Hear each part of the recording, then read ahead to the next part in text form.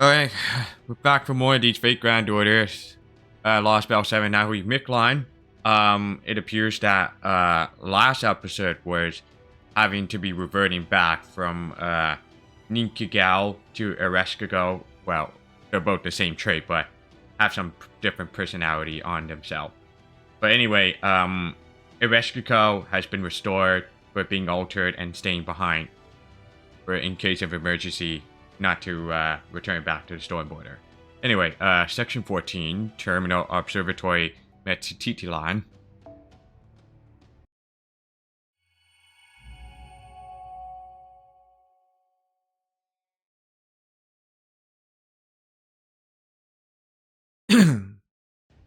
And that's the long and short of it.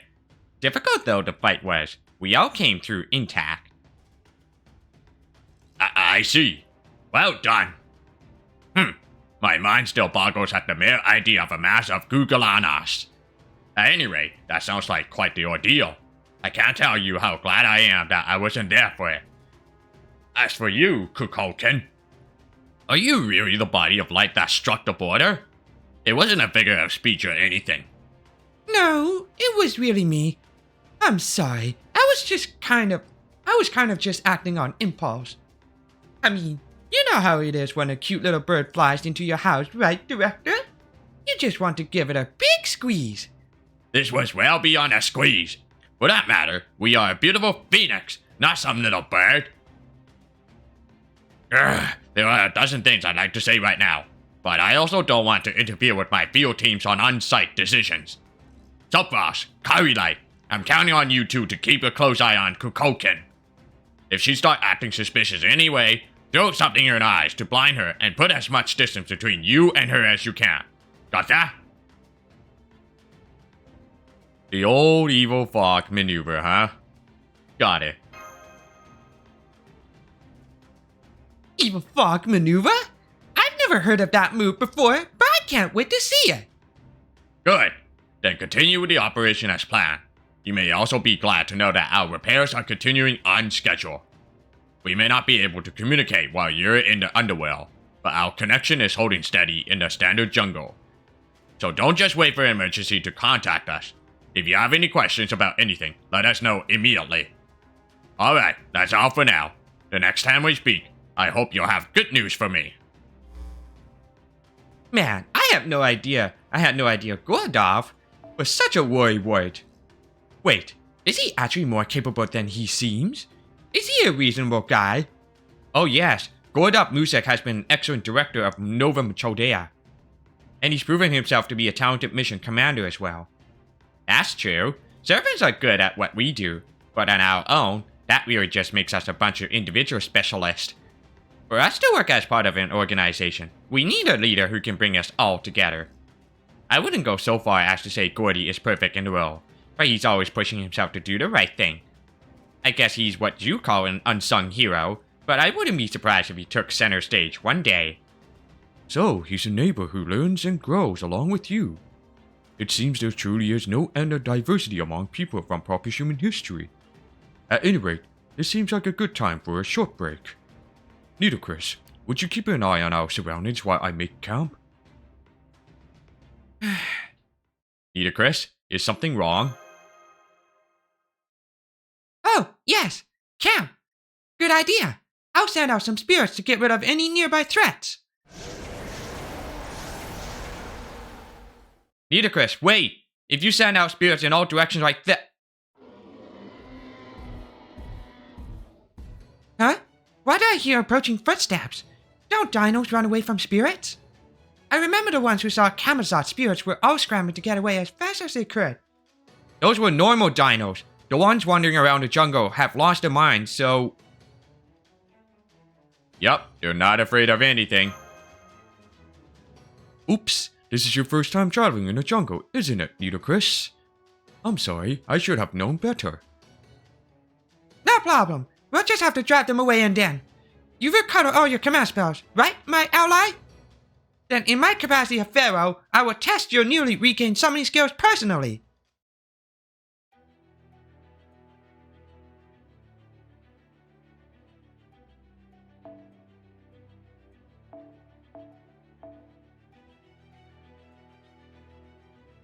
Let's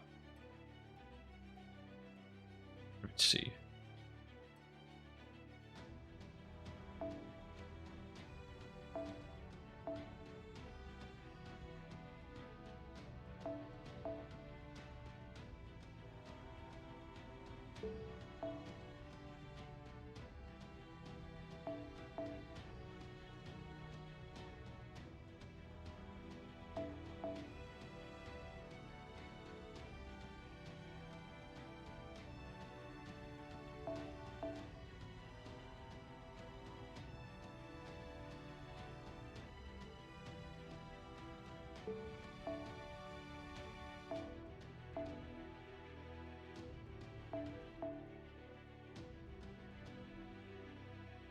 Oh.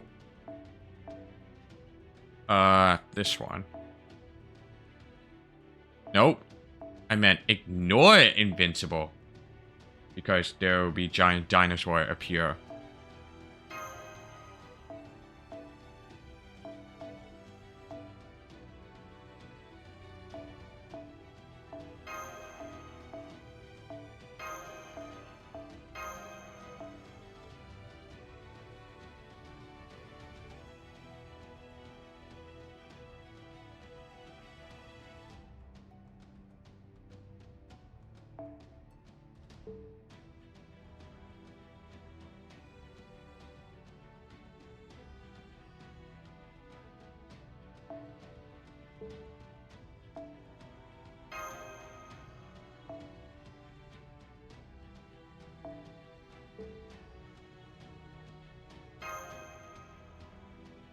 Let me check here.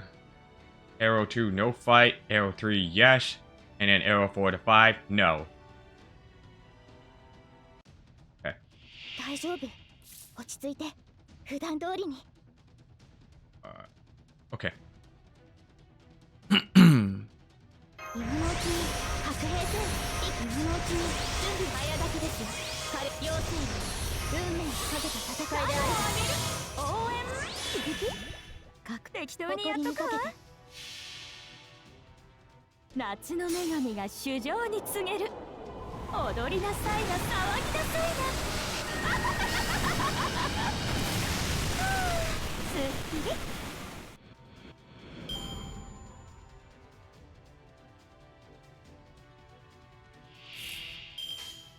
り。へえ、探しているように。夏が来たりてかぎろい揺れて、雨が来たりて命が騒ぐ。息吹の御霊、八脈怒涛。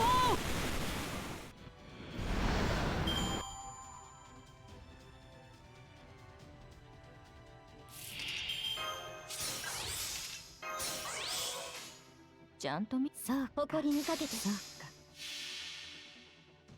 夏が来たりてかぎろい揺れて、雨が来たりて命が騒ぐ。息吹の御霊、八脈怒涛。ああ、遊んだ遊んだ。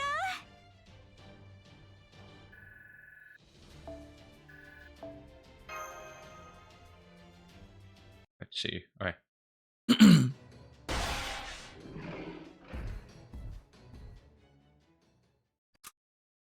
The battle is over. The dinos who have lost their minds are heading away. There, see? This was a perfect opportunity to verify that you had indeed regained your summoning ability. Exactly as I planned. Nicely done so fast. Yes, thanks, but I still can't use the command spells themselves. Yup, you might have regained your ability to summon heroic spirits, which proves you're a master. But it looks like you're still unable to activate your command spells. So while you can once again summon servants, you still can't use your command spells to empower them. Leave some gaps in your ability as a master. Maybe it'd be more accurate to call you an apprentice master of sorts, or even just a summoner. I actually took a look at the records from the first Underworld to see how you ended up like that. And I think you said you made a deal with a mysterious guy in a mysterious place in order to come back to life. Is that right? If so, you could be stuck like this the whole time we're in Mictlan. Alternatively, We just need to teach whoever made this deal with you a lesson. Since Kamazat had your command spells, it stands to reason that he's the one who you made to deal with. No, it wasn't Kamazot. Kamazot did mention having made a deal with Tezcatlipoca. That would mean this mysterious person you don't clearly remember was Tezcatlipoca. That bastard in the sunglasses? I knew it. Good. That's yet another reason to kick his ass. Oh, that aside, doesn't it seem like there were an awful lot of mindless dinos earlier? Do they have a nest here in the 7th stratum or something? No, nothing like that. The 7th stratum is just a comfortable environment for them. For most dinos and Ocelome, this is a dangerous environment where one false step can kill you. Part of that is because Kamazot, the god of death, lives nearby in the 8th stratum. But it's also because the 8th and 9th strata are filled with poisonous gas and dangerous cosmic rays. No living creature can easily enter those strata. They're just too deadly. Oh, so that's why the drone we sent to survey the 8th stratum malfunctioned and stopped working as soon as they entered that area. That probably means the Tree of Emptiness is on the bottommost stratum then. I can't think of anywhere else it would be. Okay, that takes care of that campfire. How about we can chatter and get camp set up? I've got 2 tents here. One's for Mash and Da Vinci, the other's for Soapgrass. They're all flesh and blood people, so they need a proper place to sleep. Needless to say, I'll be fine with a bed of grass. I love sleeping on good, hard ground. I'm flesh and blood too, you know. You servants turning into spirit forms is no fair. No. Want to stay in my tent then? Oh, good point. You trusted us enough to tell us that you were the one who attacked the Stormborder. So as one of our trusted companions, it's only natural that Master will offer you a space in his tent. Only natural. Thanks, but that's okay. I'll just sleep on the ground, like Tapu. I've not quite been around for a year, but I think I've been alone in a tent with a guy would be a bit much. I mean, if I lost control of myself, then Mictlan would really be finished, yes.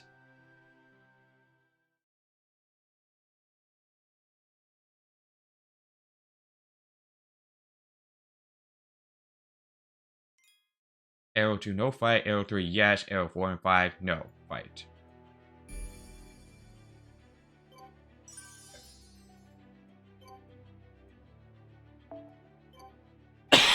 Excuse me.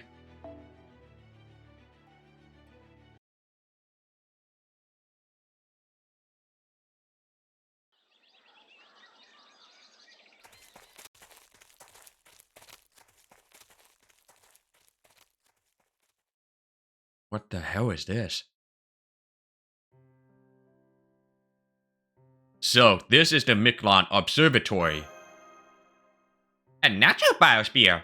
This is more like a nature preserve than an observatory.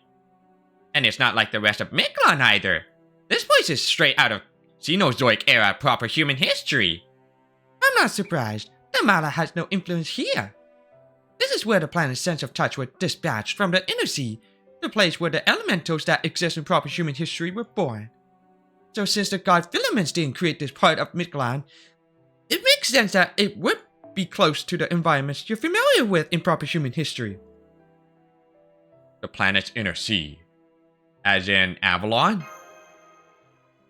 Yep, if we think of a planet as a living being, the inner sea is a place for its heart that's guaranteed to exist. You know about reality marbles, right? They're essentially a mage's inner world made manifest. A powerful spell that lays their own mindscape over reality, even if only for a moment.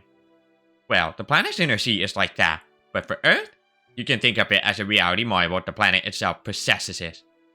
That being said, Earth is a big place, and even human hearts contain multitudes.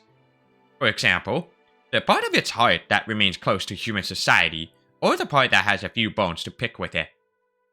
Avalon is just one of several possible sides of that heart. One that prefers nature and eschews connections to human society. So elementals born in worlds like that are essentially clones of the planet itself, right? Fukoken, a moment ago you mentioned the planet's sense of touch. These feelers are born in a planet's inner sea, make their way to Earth's surface, and ultimately return to the inner sea. But if, for whatever reason, they are unwilling or unable to return, they become fairies, elementals, and divine spirits on the planet's surface.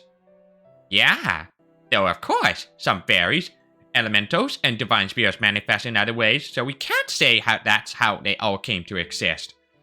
Meanwhile, there are some elementals who could only have been born in the planet's inner sea. These special spirits are known to be the planet's brain. Since they have hearts, why not brains too? Anyway, these elementals are born from Earth's earliest memories, which they then inherit themselves. They continually dream about the things taking place on the planet's surface.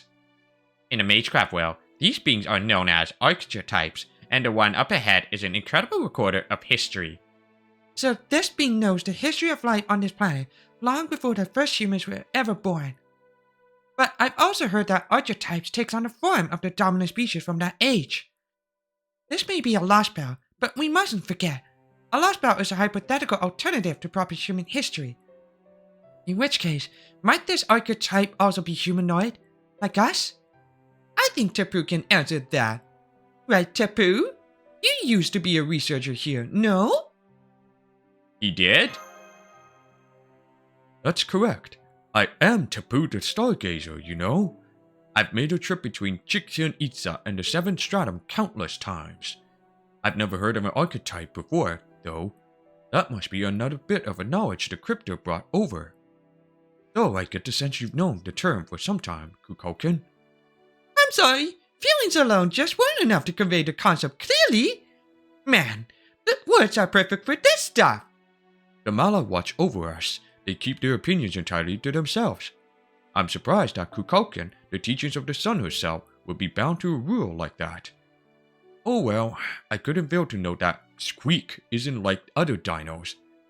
Though I also suspect that the Mictlan archetype is different from one in proper human history. Mictlan itself is already much like the planet's inner sea. It's closed off from both the surface and outer space, unaffected by change. For the archetype born here, it must feel positively suffocating, since she'll never get to see outside it.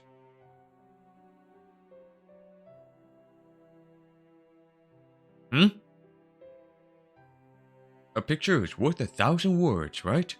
Let's keep going. You'll see what I mean once you meet her yourselves. Oh, and a word of warning. Under no circumstances should you adopt a combat stance, no matter how surprised you may be. This archetype is both highly sensitive and easily hurt. If we scare her off, she'll be useless for at least a few days.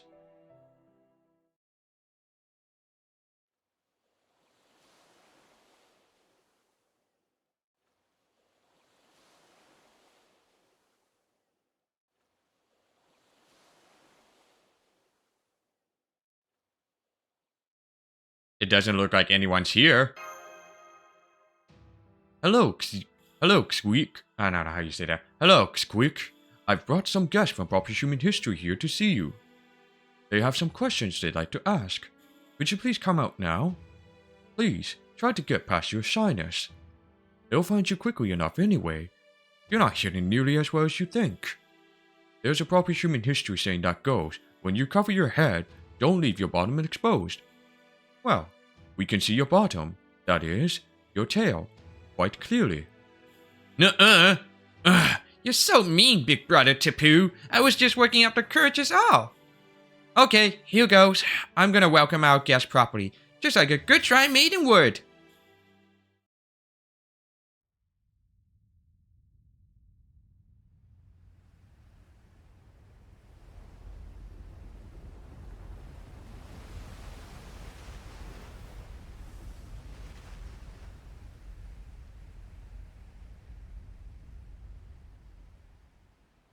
What the hell?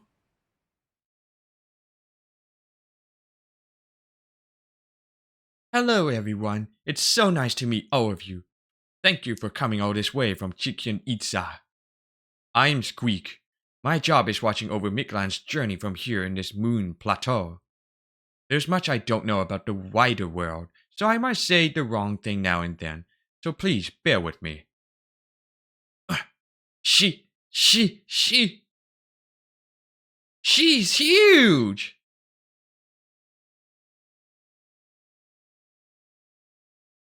Diplodocus. You're an actual Diplodocus. Your species was the largest herbivorous dinosaur on Earth. Only you're even bigger than the one from proper human history. You must be at least 60 meters from head to tail. This is amazing. Thank you, child of proper human history. You have a lovely voice, just as I thought you would. Huh? You know who I am? Did Kukulkan tell you about me? No, I saw you myself. I can see all the way to the second stratum from here, in fact. But unlike Kukulkan, I couldn't hear your voices, so I never learned your names. Would you mind introducing yourselves now? Thank you. Sophros, Mash, Habitrat, Da Vinci, and Nitocris. Even the sounds of your names are unlike anything found here, but they are all so beautiful. I'm glad to have had a chance to hear them for myself. Thank you, Squick. I think your name is beautiful too. Also, I hope you don't mind, but I noticed you called Tepu Big Brother earlier. If it's not too rude, may I ask what your relationship is? Oh my. my. That you even thought to ask the question tells me we are getting along wonderfully, Mash. As for Big Brother Tepu's and my relationship, we're just acquaintances. We met when I first came to this observatory to study the stars. Don't take her calling me Big Brother seriously. That's just something she does. It's honestly kind of absurd. Squick is 6 million years old, and I'm only 1,000. Even 1,000 quite a lot from where I stand. I see. So why do you refer to Tepu as your big brother then, Squeak? Because ever since we first met, he's been bossing me around. I'm something of a special dinos, you see. Most dinos never come here because this observatory means nothing to them, but Big Brother Tepu kept showing up unannounced a lot. He also said I was a good for nothing and a waste of space. Also a lot. I did not. Now, would you please stop with the unnecessary small talk and do your job as the eye of the observatory? There, see? He's always scolding me like that just because he happens to know lots of things.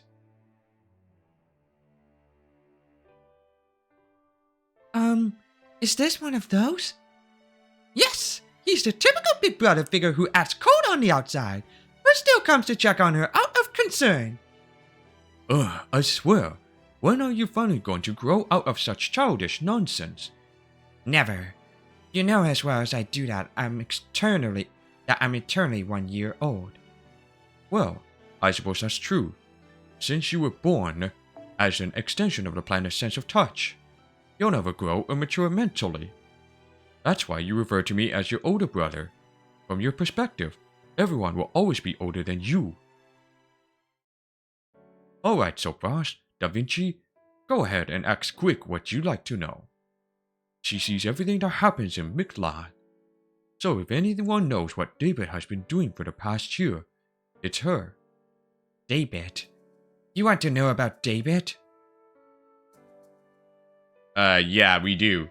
Do you know who he is? Oh yes, he came here almost immediately after he first arrived in Mictlan. He told me to tell him the truth about Mictlan and its history, and to do it in 5 minutes because he didn't have time to spare on us. I knew he was a visitor for proper human history, but I also didn't have any reason to refuse, so I told him what he asked for. In proper human history terms, that was exactly 1 year ago. That does match the time the crypto first showed up. Hold on, you knew about proper human history and the Lostbelt before the crypto arrived, right? Then why did you do what he asked? From where you stand, anyone from proper human history would be an invader. Good question. As an archetype, I was aware Mictlan is not Earth's true environment.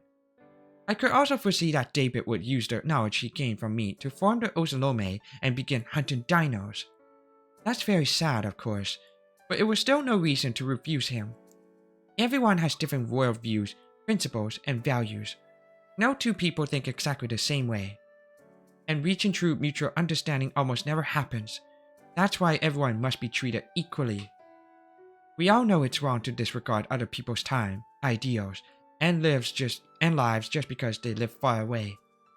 Or because you never met them, or you have no connection to them, or it won't be to your benefit. This is the code of ethics for dealing with life we dinos have arrived at over a very, very long time. We don't discriminate, either positively or negatively, toward anyone, regardless of how strong or weak they might be. Dinos treat all forms of life equally. After all, a society where only special people are given special treatment would simply be wrong, wouldn't it? As I thought, it seems she's deeply impressed, Mash. Squeak compiled with David's demands, which is why she'll now do the same for you. Now, let's get down to business. What has David been doing, and what is he planning next? There is no need to discuss anything. It's not like you to be so impatient, Big Brother Tepu.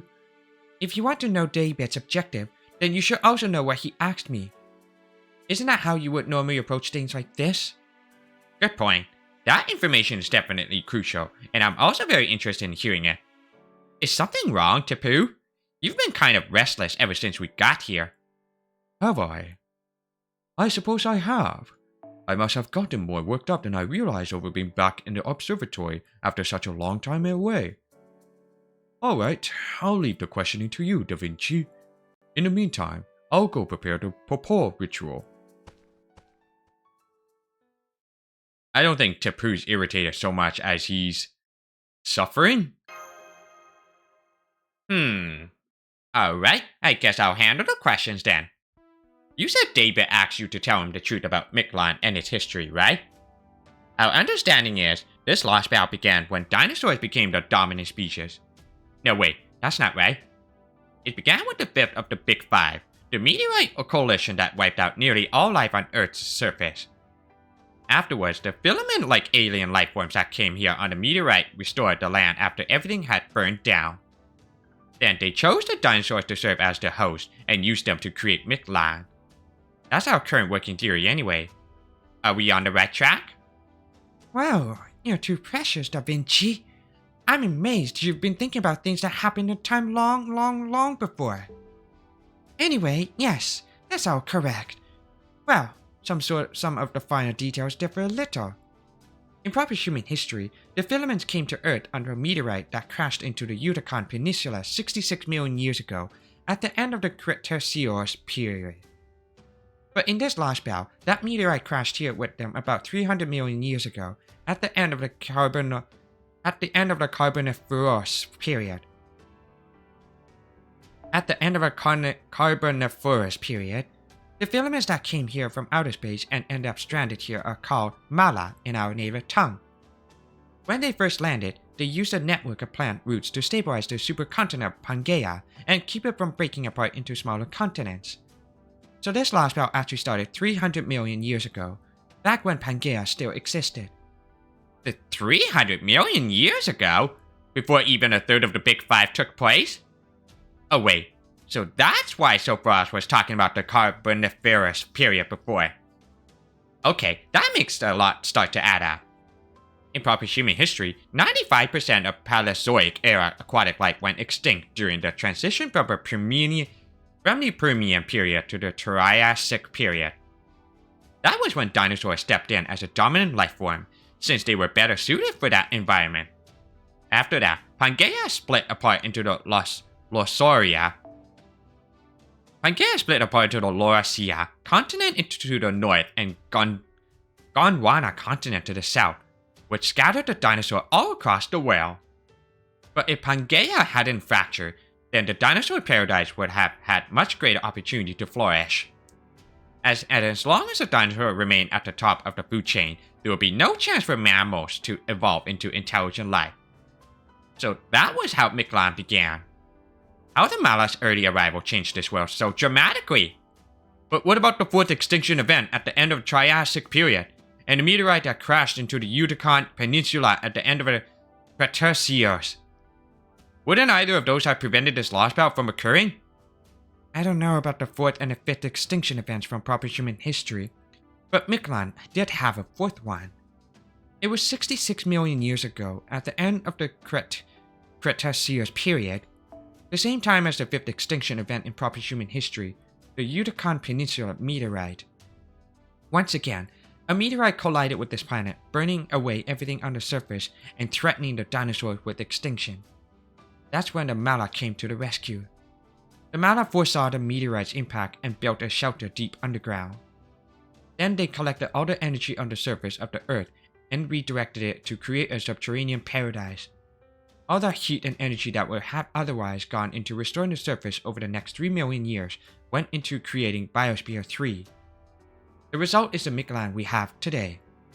Since then and for the last 66 million years, Mictlan has been a world for the dinos. I can barely imagine timelines past a few thousand years, let alone millions. Yeah, this stuff is all way above my head. I'll have to have Mash give me a very short summary later. I see. So that's why the surface was still post-apocalyptic. The seas were dried up, volcanic activity was out of control, and the skies were covered by dense thunderclouds. And it's all because the energy that would have normally gone into letting nature take its course went into Mictlan instead. So here, over the course of almost 100 million years, the Mala gained control over Earth's surface. But that would never have happened in proper human history. In proper human history, the meteorite that carried the Mala was the one responsible for the 5th extinction event that happened 66 million years ago. That meteorite wiped out the dinosaur and caused more huge changes in Earth's ecosystems. That led to mammals taking over, and over the next 40 million years, humankind's ancestors were born. The Mala had their, fibers full, maintaining their own environment, and so by becoming part of Mesoamerican myth, they chose to coexist with its people. The Mala might have been the dino savior, but it sounds like it was a little more complicated for the Earth as a whole. I mean, they basically took a significant portion of Earth and fashioned it into a home for themselves. As an archetype, what do you think about that? Does it feel like you were robbed or something? What, like, curse you, damn you curse you, you damn invaders? Not at all.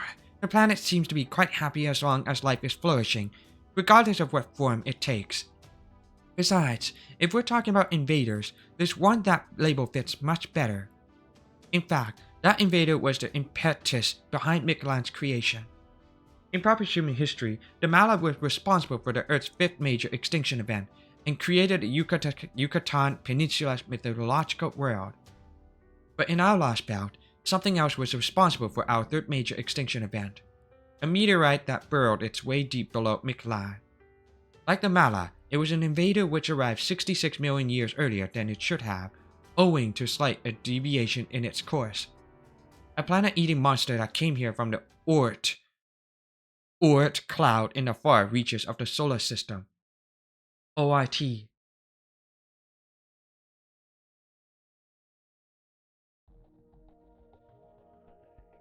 So that's where ORT comes in. So OIT came to Mictlan early, but that would mean the dinos should never have prospered to the extent they have. Wait, I've got it! OIT must have died in the impact. That's why no one can find it here no matter how hard they look. No one's ever seen it because it's already dead. Oh no, OIT went on quite the rampage after it arrived. It actually completely destroyed Mictlan once. You're kidding me! Oh man, I was completely off again. But then, how in the world did a dino survive? Please, tell us quick! Oh no, you're adorably smart, Da Vinci. That guess was almost entirely correct. ORT did die when it fell to Earth. It just doesn't die the same way most living things do. 60 million years after ORT first fell to Mictlan and ceased to function. It suddenly began to function again just when the dinos finally arrived at their ethical approach to dealing with life. This was our world's 4th major extinction event. It was also when Earth gave birth to me.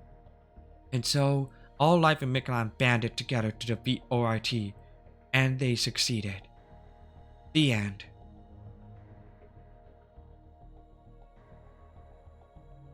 But even though ORT was defeated, it doesn't fully die, does it? So this world did already have its 4th major extinction event. That must mean the ORT attack Suckgrass and Mash saw in Mexico City would be the 5th. I see. Now I understand.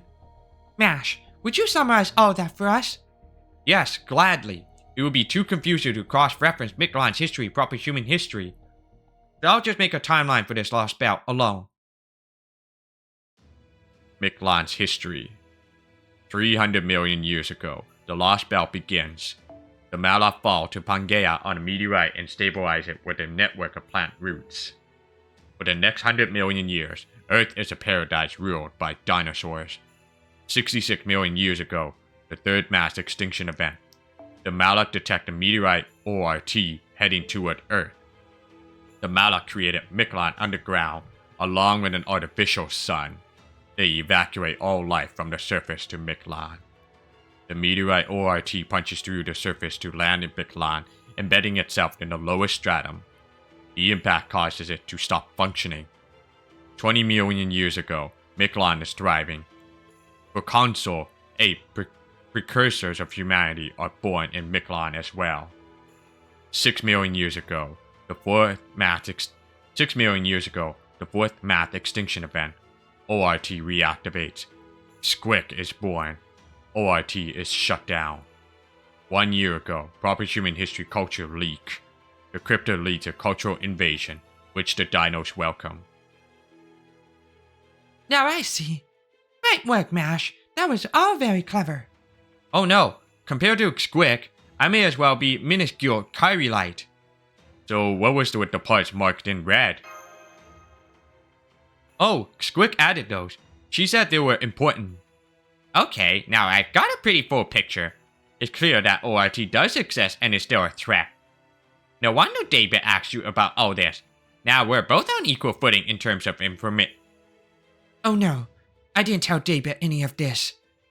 I was going to, but he said he didn't need to hear it because he'd already figured it out himself. What? Damn.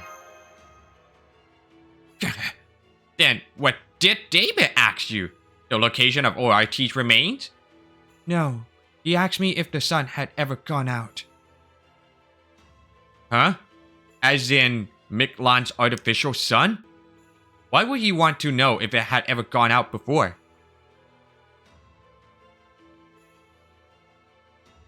It must have to do with the Osalome's belief that human sacrifices can revive the sun. Now I see. I thought it was just a recreation of the Aztec mythology that Tezcatlipoca spread here.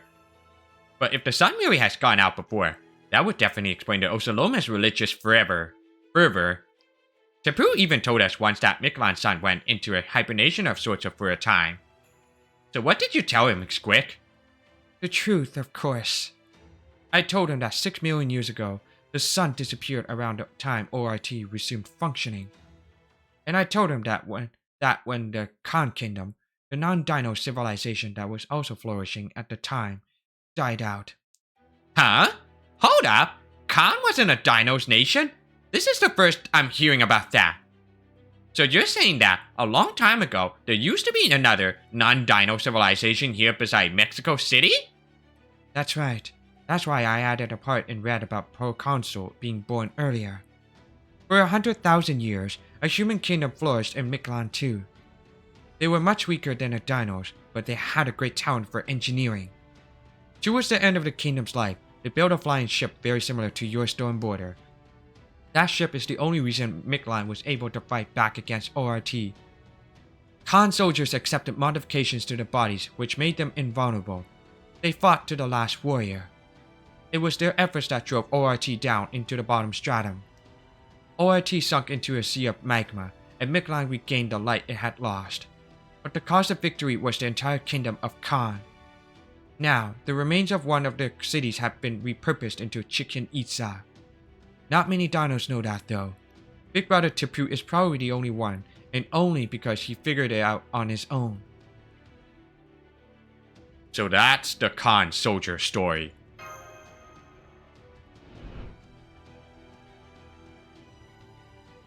So these soldiers enhanced their bodies to last for 6 million years. And now they stay intact even in death. No wonder those dead spirits were so tired and full of regret. Squeak, Did no one from Khan survive? Was every last one of them really wiped out? Oh no, one of them is still alive. The king of Khan who dealt ORT the finishing blow 6 million years ago after losing all of his people is alive today. His modified body ended up so strong that he was no longer able to die. In the 6 million years since, he went insane and began to fly around the underworld. A bat of death. He is still out there, even now.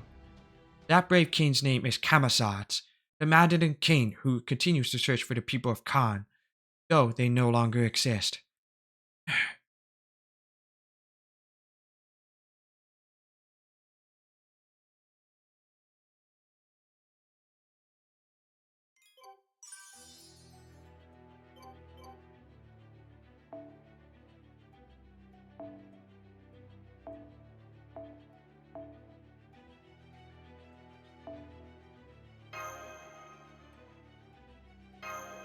Oh, no cutscenes or dialogue.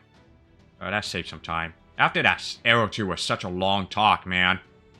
But I have a feeling Arrow 4 and 5 will be probably a longer one. 大丈夫落ち着いて普段通りの白兵戦生き戦いできたやだね白兵戦やだねタグを上げる応援そうなの負けないぞ見えはいらぬと申しても夏の暑さに喉カラカラ息吹の御霊8脈怒涛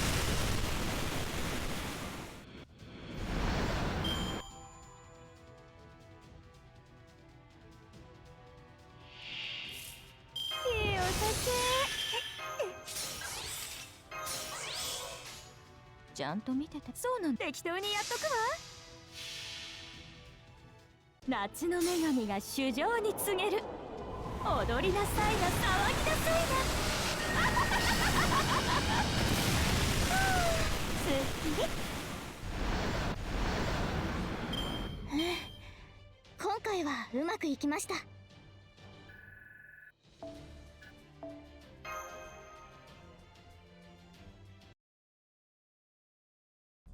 It's going to be a little longer before I can show you what David is up to. Would you mind waiting outside? Oh, then could I ask you to neutralize the mindless dinos wandering around the dome? The scent of the Magui and the scent of the Magui and Pokwe we used in the ritual tends to attract them, you see? Ah, no wonder. Okay, we finished chasing all the mindless dinos that were near the dome back into the jungle around the base. Now we just have to wait for Tapu to come let us know when Squeak is ready. Gotcha. I'll just go take a little break in the shade. I want to make sure I have everything we learned straight. I'm gonna go back to my base form too. I've been out a lot lately, so I should try to conserve magical energy. Sounds like you could all use a little break. Since we have a lovely lake right here, would you like to go swimming?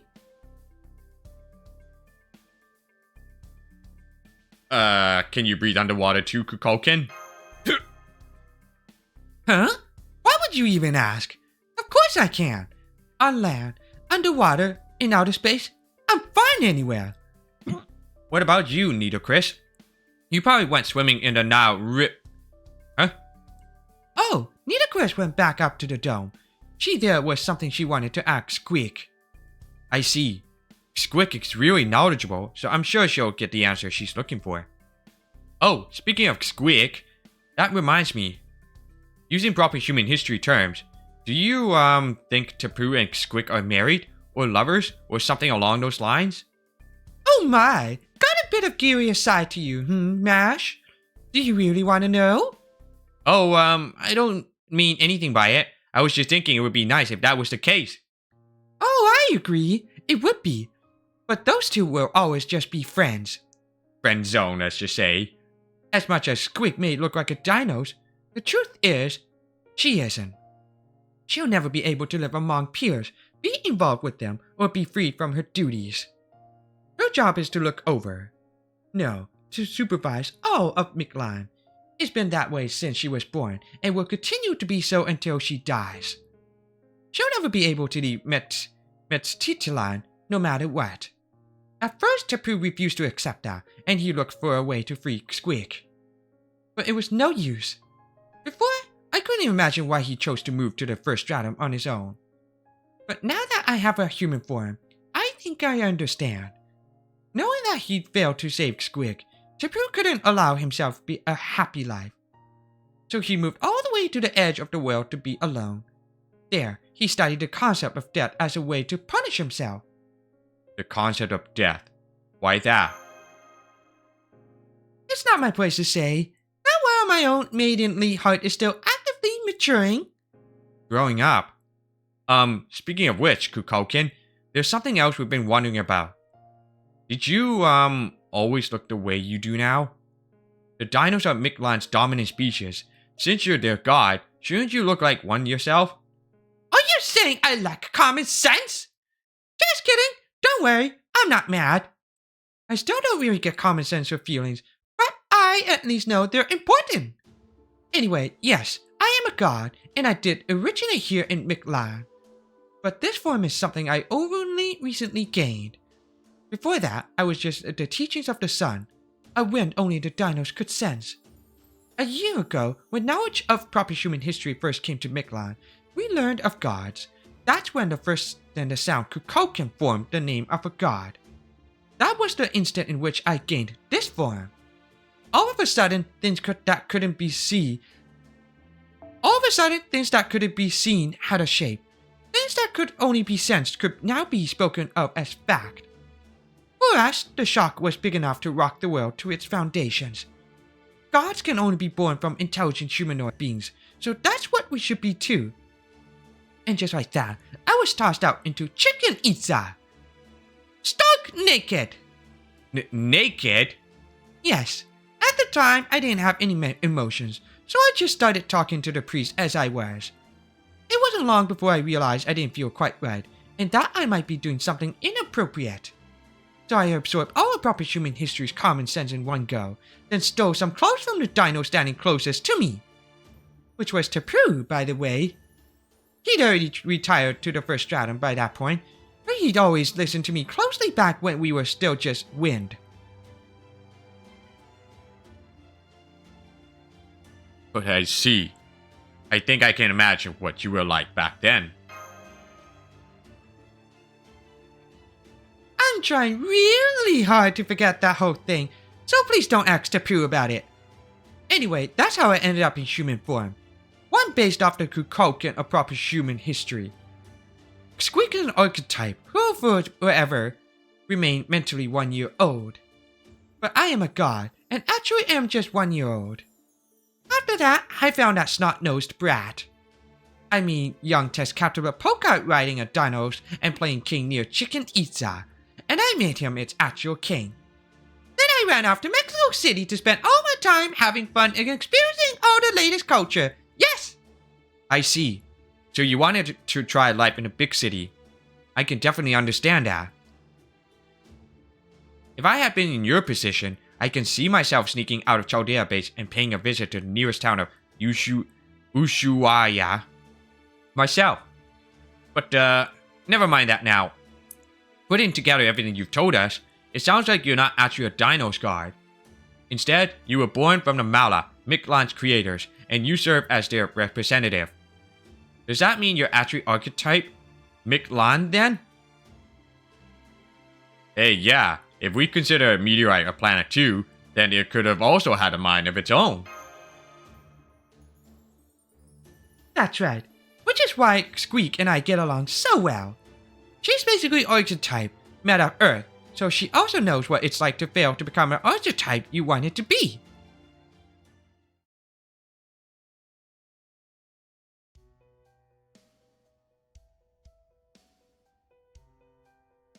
You want to know how Camazotz turned servants into guardians of the underworld?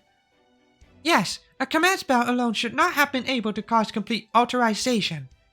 There must be something more to it, some sort of secret or ritual that transforms their very existence and binds their life force. Squeak, you said you've observed everything that's ever taken place in Mictlan. So if anyone can answer my question, it's you. What did Camazotz do to them? How can I become a guardian of the underworld myself? I see. So you think you need to do the same. Alright, I'll tell you what I saw. I'll tell you how those proper human history heroic spirits, each of whom already had their own underworld to begin with, were assigned to the levels of the underworld and became altar gods of Mictlan.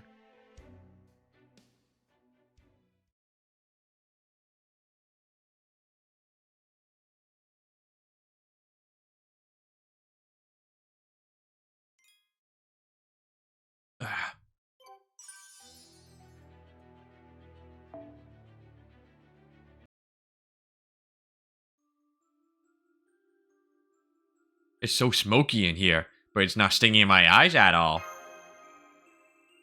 Thank you for waiting, everyone. I'm ready to begin the Popo ritual. Normally, I can see everything from Mictlan's second stratum to its 8, but David has been the exception. Whenever I try to observe him from here, all I would see is a deep darkness. He was there, yet not there. Present, yet unseeable. It was like observing an empty cavern with extremely low atomic density, completely devoid of matter. A cavern devoid of matter, like the supervoids found in the large-scale structure of the universe? Does this mean David is wearing some kind of filter that makes him normally visible when he's in front of you, but also cloaks him in darkness when viewed from a distance? So, even as an observer, I haven't been able to witness his actions. The only ones who know what David has been up to are David himself and Mictlan's own time. So to answer your question, I'm going to have you view that time itself. This set is the Popo, a ritual that connects your minds to Mictlan's. I've set it to begin with Mictlan from 1 year ago. Please, close your eyes and let your body feel the intoxication. With this ritual, to the maximum extent possible, you should be able to miraculously experience everything David did in the year since he spoke with me.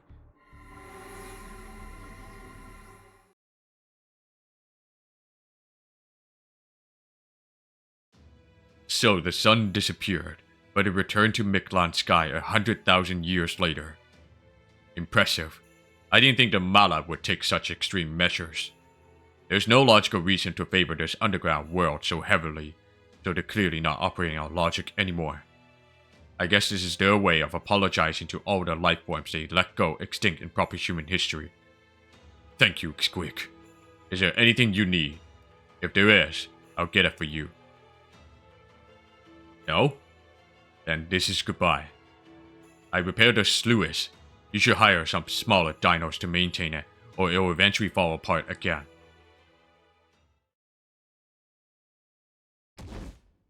So, you're the Cryptor, and I see you all alone. Did you really think you could cross this fourth underworld and Mictlan's space tree all by yourself without so much as a guide? Yes, exactly. That's exactly how a human should be. There is nothing better or more fitting than being alone. When you're alone, you don't have to protect anyone else. As long as you're strong, you don't need to care about anyone either. But you should curse me. You should loathe Mictlan. For as long as I can, Kamazats, am here. No one will ever reach the 9th stratum.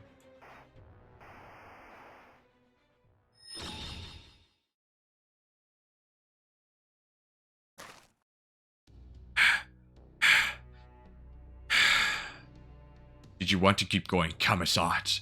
I've got 2 more of those in me. No, let's end it here. Your blood is absolutely revolting.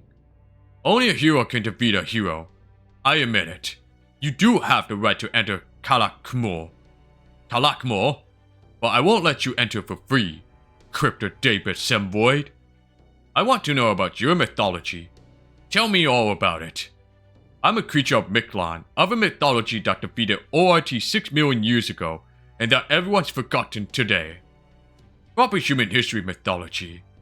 Lostbelt mythology. I don't care which one is superior. I just want to know about them. I want to know if I existed in your world too.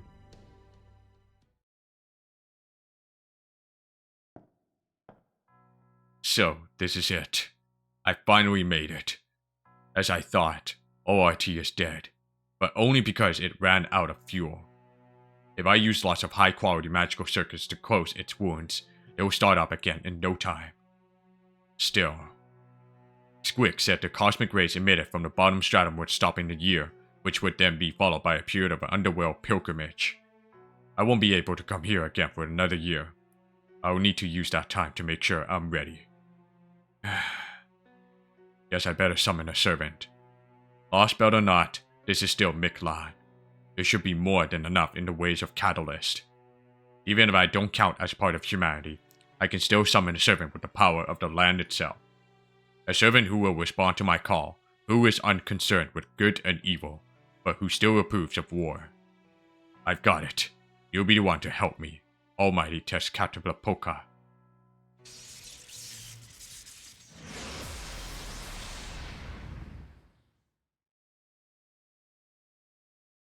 Oh man, I can't believe it. You actually made a human body to possess just to answer that guy's summons? Is he really that interesting? Looks like you and I are both still way too lenient in our trial judgments. Well, whatever. If you're gonna back that guy, then I'll back my own allies. Whichever one of us survives, I'll be down to luck. See you later, Black Tezcatlipoca. Good luck using knowledge from proper human history to become supreme in Mictlan. Hey there, brother. How do you like my Mexico City? It's actually got a different name, but this is 2019. If you're gonna say it out loud, it's better to go with the most recent one. The name may be new, but it still looks like an ancient Aztec city. Why didn't you make any modern buildings? That was the one thing she refused to compromise on. As her big brother, who am I to say no? Anyway, the Osalome are all set to go. Though, they'll still need firearms to kill dinos. Right now, I'm just leasing some from Konyanskaya. But it won't take long for me to spin up my own production line. I'll make sure all the Osalome have the latest in weapons technology. If something can be done, you can do it. Almighty God, indeed. The only thing you're missing is a rival. I'm sorry I couldn't chain summon Quetzalcoatl while I was at it. Was that supposed to be a joke? Knock it off. You know it would be all-out war if Lady Birdbrain was here. But hey, at least I found someone else I can enjoy playing with in the meantime, a Mictlan-made Kukulkan. David, I've created an underground path to ORT. We can use Dino's hearts to supply it with energy. In a year, it wounds will have more than close stuff. I also made my last candidate. I'll have him turn into me over the course of the next year. So he'll also be Tezcatlipoca in a year's time, huh? Understood. Make sure you train him well in both body and mind.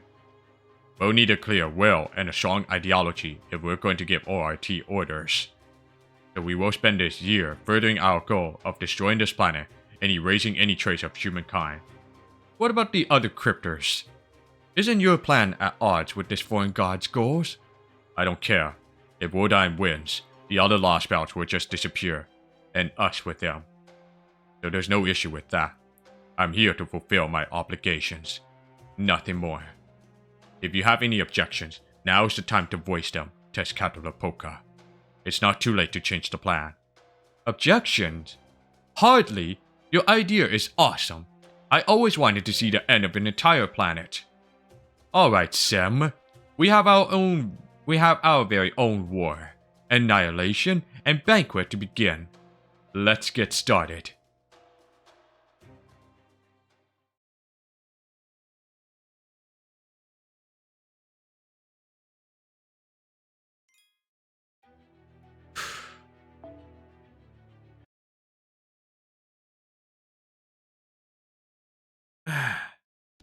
Okay, let's just make sure we all saw the same thing there.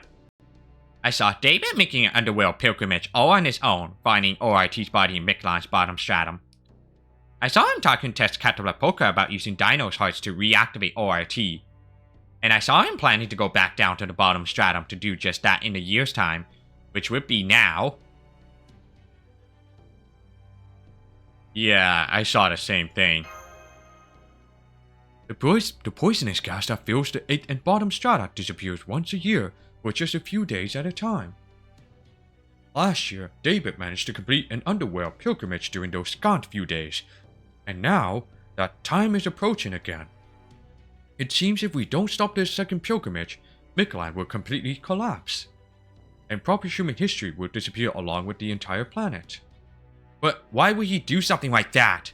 If he destroys Earth, he'll die with it.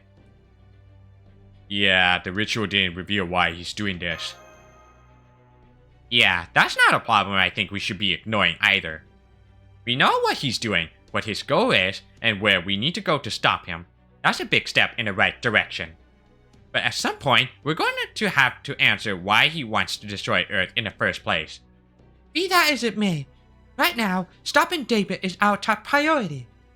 Kukulkan, Squeak, where will the poisonous gas in the 8th Stratum clear? Kukulkan?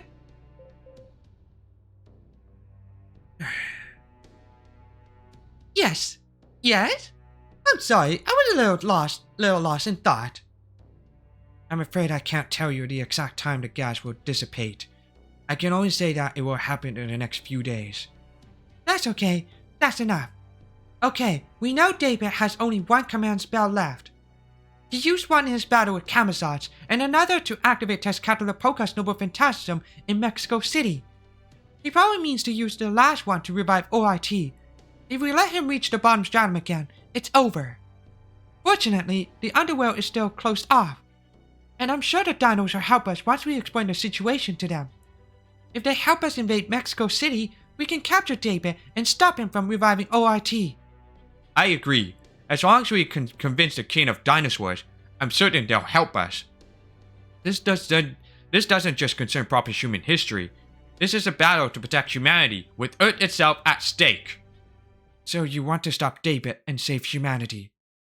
You're very brave to go up against someone who fought Camazot to a standstill. But there's no point in that if it gets you killed. Why not go back to Chichen Itza and wait to see what happens, instead of risking your own necks? Maybe David will fail. Maybe OIT will never wake up. And even if the world is destroyed, it won't be your fault. So why not relax and enjoy yourselves? I'm afraid we can't do that. If we don't protect the world... But isn't the destruction of worlds natural? We don't fight among ourselves. We don't struggle against how things are. We simply go with the flow, as you say. That's how we've been able to live peacefully for 66 million years. If the world is destroyed, that just means its time has come. I don't think humans have any right to interfere. Don't you agree, Big Brother, Tepu? Fighting to protect the world just because you don't want to die is just selfish. Even wrong, isn't it? Even if the world is destroyed and all life dies out, that's not a tragedy. It's just a natural order of things. All life is equal. No living thing is worth more than any other. Death comes for everything eventually, and nothing deserves preferential treatment. So no matter what happens or who dies, there's no need for such intense grief. As living beings, fighting out of a desire to protect someone or something is fundamentally wrong. What she's saying makes sense, but... Huh? That's strange. I was trying to cheer you all up, but it looks like I did the opposite. I'm sorry. I wish that had gone better. Oh, but you really don't need to worry about this too much. Even if David doesn't wake ORT up, it won't be long before Mictlan ends anyway. Huh? What was that, Squick?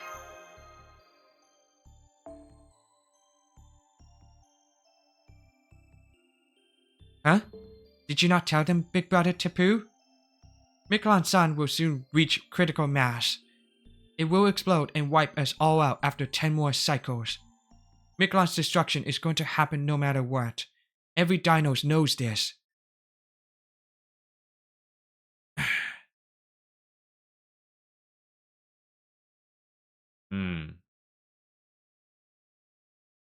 Next one. Literary Fragments 3. Alright, so no fight, but probably going to be Olga Marie's point of view perspective.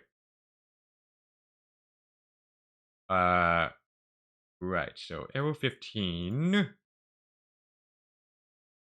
Not, well, it's a lot of arrows. Okay.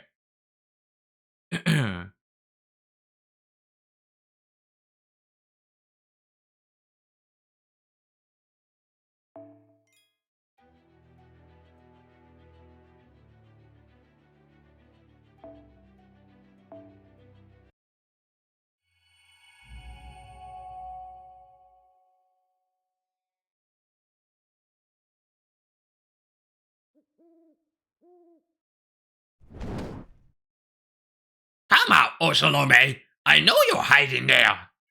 Dino senses are nothing like you apes! Even alone, I could crush all 6 of you in an instant!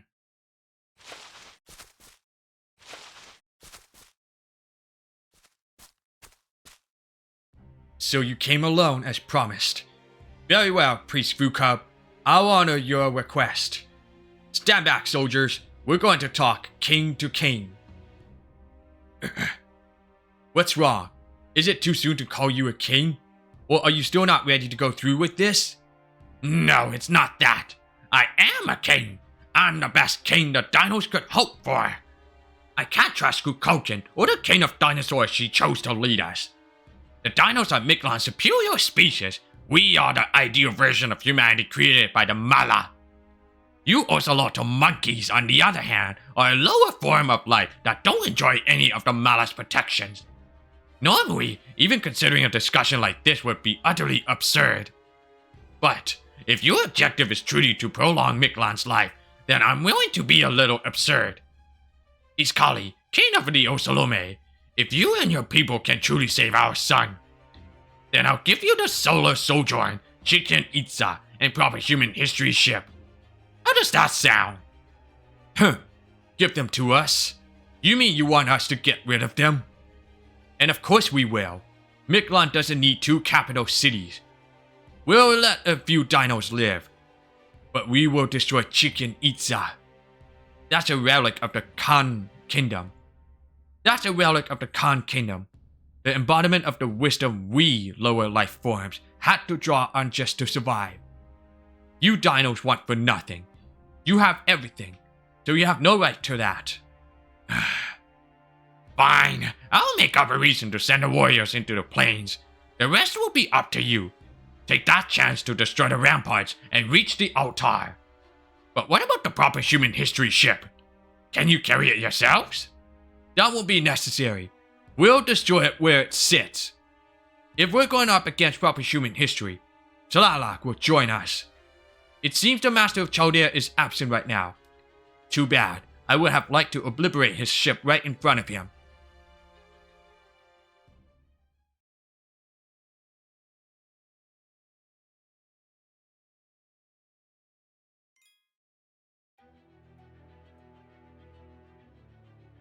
Alright, what is this one?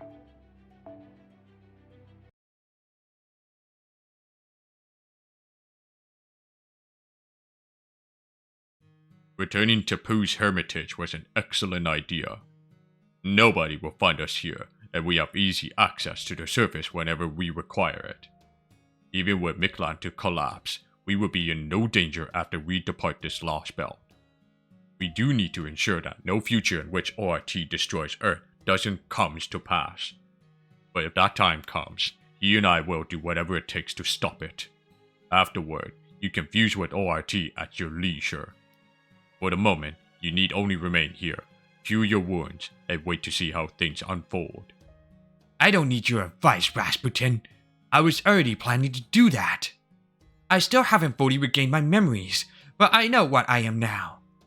The only enemies in this Lostbelt who actually threaten me are Kukoken, ORT, and Kamazotz, I'm sure. He's redacted that was born in this Lostbelt. I suggest letting Chaldea take care of him. Knowing Sopras, he will ultimately win against the God of Death. Not without significant casualties, of course. Honyansky have finally got a bad deal, it would seem. You know, I didn't notice it before, but this whole place feels weirdly unpleasant. Something about it reminds me of the levels of the underworld. What was Tepu studying here? Oh, right. I still haven't told you, have I? In the Magecraft world, there is something known as Mystic Eyes. Mystic Eyes let their bearer see the flow of many things, including magical energy, time, fortune. But one of the rarest kind of the Mystic Eyes of depth perception. They are a rather extraordinary phenomenon which allows their bearer to perceive death in other beings and then cause it to occur, regardless of what form of life those beings may be. Weak though they are, there is one being in this Lostbelt who does possess such mystic eyes. Tapu. I see. Oh well, who cares? Mystics are wasted on dinos, no matter what kind they are. Eyes like that would be more burden than blessing to a species incapable of mustering the will to fight. More importantly... Hold up, what's going on? Why am I getting these kind of readings from the third stratum? Have you sensed something, young miss? You seem far more disturbed than I would expect from the foreign god. It's the Osalome. A whole bunch of them are making their way to the third stratum. I think they're planning to surround Chicken Itza. I see. But Kukulkan of a company so fast, Chicken Itza has been left largely defenseless. This must be the perfect opportunity for Tezcatlipoca Polka. While we do owe Chicken Itza a debt for providing us with food and accommodations, that was back when you still have amnesia. Any battle between the dinos and Osalome is no longer any of our concern. You are, as you should well understand now, the foreign god. So I urge you to save your strength for the upcoming Chronicle of Humanity and refrain from any rash behavior. Oh, man. You Ogamurita senses tingling. I sense some tingling. Chicken Itza is under attack.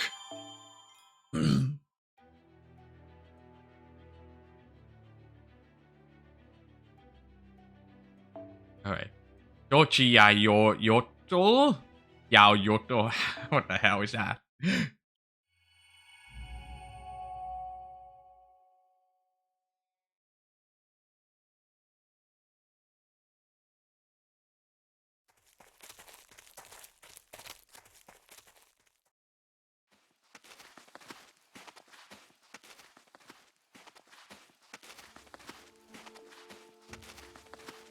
Boy, running all the way back from 7 to the 5th stratum.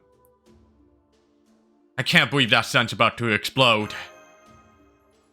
Or that Mictlan's going to be destroyed regardless of what David or ORT do. I'm so sorry. I kept that from you on purpose. Admittedly, in part because it has nothing to do with proper human history. But I also didn't want you simply seeing us as a species doomed to imminent extinction. You don't have to apologize, Tapu. But you did let us interact with you and other dinos much more normally than we would have if we'd known your time was limited. In fact, to be honest, I feel like you've got us proper human history folks beat hands down. You dinos really are both incredibly intelligent and ethical. I can't imagine another intelligent species that could be so calm knowing their sun was about to explode. None of you have so much as raised your voices, to say nothing of rioting or looting. I don't like this. If they can't possibly save themselves, shouldn't they be spending the last days checking stuff off their bucket list or something? Anyway, now that we know what David's up to and how he plans to do it, there was no point in sticking around Mictlan any longer. We need to hurry back to Chicken Itza and ask the King of Dinosaurs for help. Whether we capture David while he's still in Mexico City, or whether we set up a dragnet for him to the third underworld during his pilgrimage, we're going to need the dinos' help. Right. Not to mention, we should be able to see Olga Marie again at Chichen Itza too. Whatever business she had that took her back to the first stratum is bound to be done by now. I cannot help you save the Earth, I'm sorry. Right. Mash, I don't think she... Kyrillite, Silfrost, do you read me? I know you're on the 5th stratum. Are you guys okay? Oh, yes, Kadok. The Mictlan field team is fine. We're on our way back to Chicken Itza now. Is something wrong? I'm not sensing any hostiles in our vicinity. Not there. Here, a huge Oceloto army has Chicken Itza surrounded. Somehow, they made it past the warrior dinos guarding the plains, and now they're infiltrating the city proper. It'll be all-out war soon. Get back to the border, ASAP. We can't hold out long on our own. We can't hold out long on our own. What? Don't be ridiculous, you fools. You're not fighters. You're basically just porters who can lift a lot. You can't be serious about going out to defend the Wait, stop. The border's armor will hold out for a while. You don't have to go out and fight. Wait for Sofrost and get back. Wait for Sofrost to get back. Go on, Seven. Stop them. You're their brother. They'll listen to. Not you two. There you go. We can at last maybe have a day. We need you guys back as soon as you can get here. Over and out. Master. I know. Let's get moving.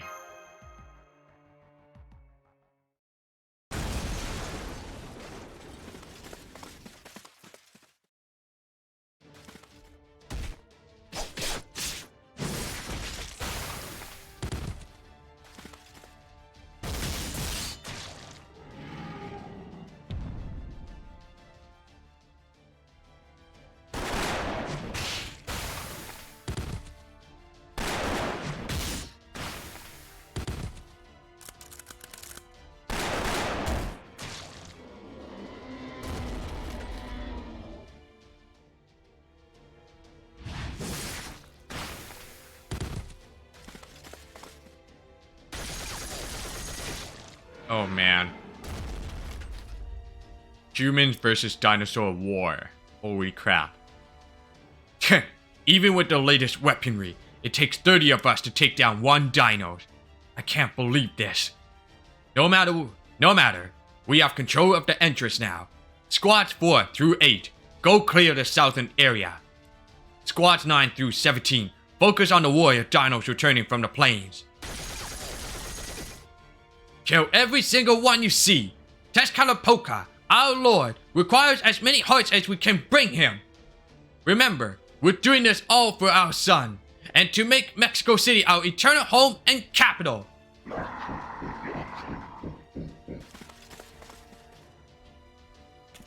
Nice work, East Kali. I came along because I care about you. But I guess you didn't need me watching, did you? Please, Tezcatlipoca. Your presence is a tremendous boost to our warriors' morale. Their joy, their fear, the pain they suffer in death, it's all an offering to you and your greatness. We will kill them all. Women, children, those who defy us, those who don't. All of them. This is our holy Xochitl. This is our holy oh my god. This is our holy Xochitl. Our final flower war to eradicate the dinos. Ha! Did you say Xochitl? That takes me back to the good old Aztec days of capturing slaves. Who taught you that word? Tlaloc? If so, she did a damn fine job raising you. Or maybe, it just popped out without you knowing what it means. Without you realizing what destiny it's given you. Lord Tezcatlipoca? Don't worry about that. Just something I'm personally looking forward to. You just need to stick to your role. But let me kill the lizards on the main street. But let me kill the lizards on the main street. I was going to just keep being an arms dealer until everything was said and done. But seeing all these Ocelome die has got my blood pumping. Consider this my payment for all their wasted lives. I'm going to show you all how a true Jaguar warrior, a true Ocelotto fights. Goofy, holy shit. Let's see. Arrow 2. Oh.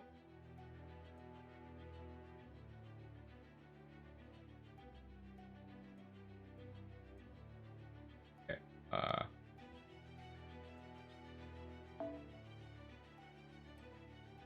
Xochitl. Support only.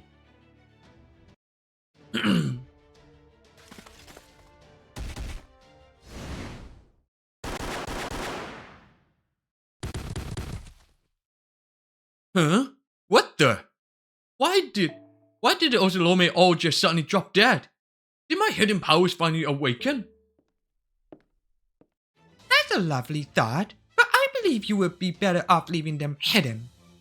We may only have briefly done business, but you're still valued clients, and NFF Services doesn't abandon its customers lightly.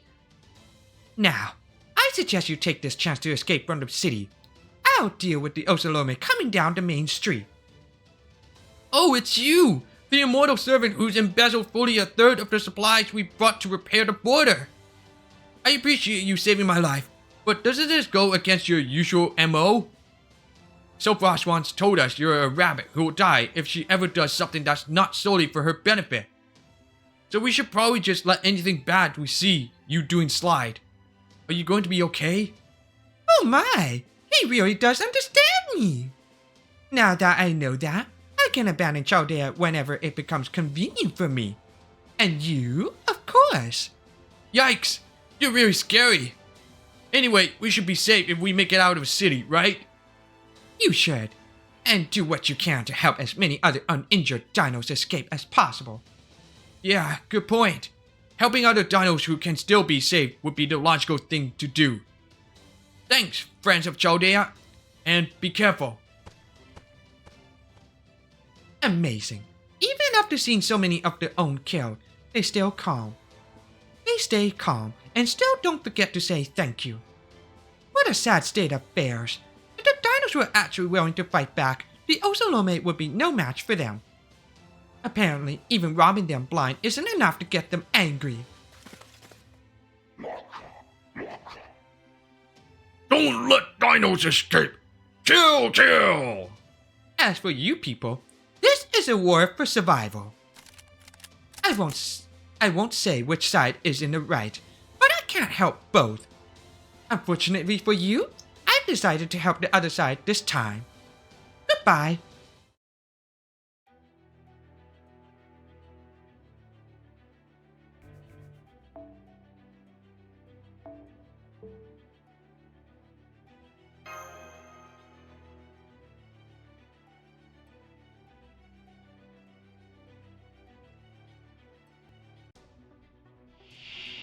Innovation 始めます。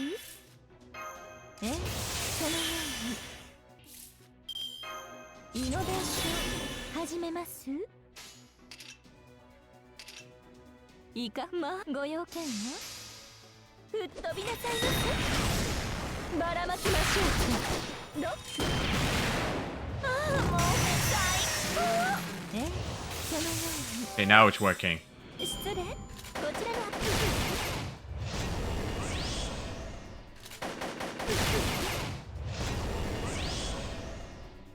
Jeez, what the hell happened here? ジャッジメントでございます。まあ、ご用件はでは、参りましょうか。これが皆様の努力の結果。霊障重工79式敵化大社イズクーラセブンドライブイノベーション始めます。完全敗北よろしくて。イノベーション始めます。はい、NFS サービスです。もちろんお望みのままに。 If this happens again, then I'm gonna have to put on the Be Right Back screen and change Android emulator. Okay. If this happens again, I'm probably gonna have to put on a Be Right Back screen and try installing different Android emulator, because I think this boost stack is becoming the biggest problem with this kind of bug or glitches part, where it doesn't really like end my turn. ご用件いかほどご用件は吹っ飛びなさいませ。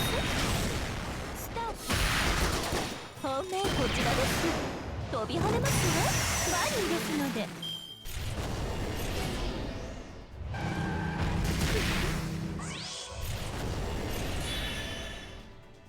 完全敗北よろしくて。 Now that's weird. イノベーション始めます。人類殲滅このように。ご用件いかほど。スタンバイスライブゴー。派手にやっておしまいなさい。これが玉も重工の優秀兵79式玉もタンクですの。完全敗北よろしくて。目障りですね。チェックメイト。ああもう最高。イノベーション始めますね。 Okay, now it's working. I'm not sure what is going on with this. Some kind of really buggy as right there. I think that blue stack probably has something to do with the Ponyskaya at the end of the turn, like extra attack. That is so weird. I don't know what the hell happened.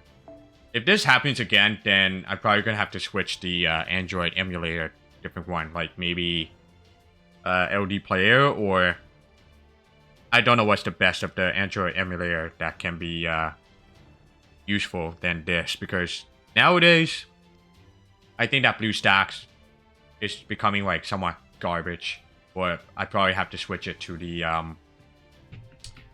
I don't know, like the Android 9 version, like Pi or something like that. I can't remember. Yeah, anyway. We are bugged.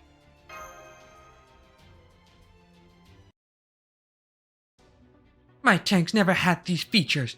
The Osalome are making remarkable progress with their technology. All within expected parameters, though? Okay, 20 squads left and I should be able to handle almost half of them myself. What's this about not helping both sides? Don't tell me you've actually retired, beast. For people like us, the longer and bloodier the war, the better. I thought NFF Services was a charitable organization out to give people what they want, and that you were just a warmonger who provides people with as many weapons as they want. You're essentially a merchant of death, just like me. Isn't that right, Tok'tli? You think devoting yourself to helping people makes you a good merchant? Forget it. That's just going to get you killed.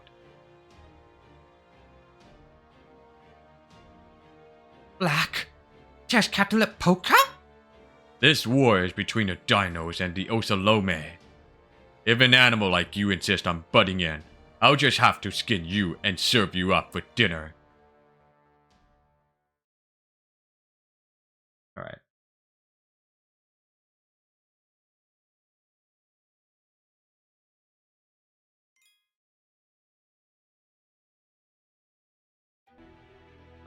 Arrow 3. Go 5. Go 4. Okay. Let's just hope that Arrow 4 fight for extra attack doesn't get bugged.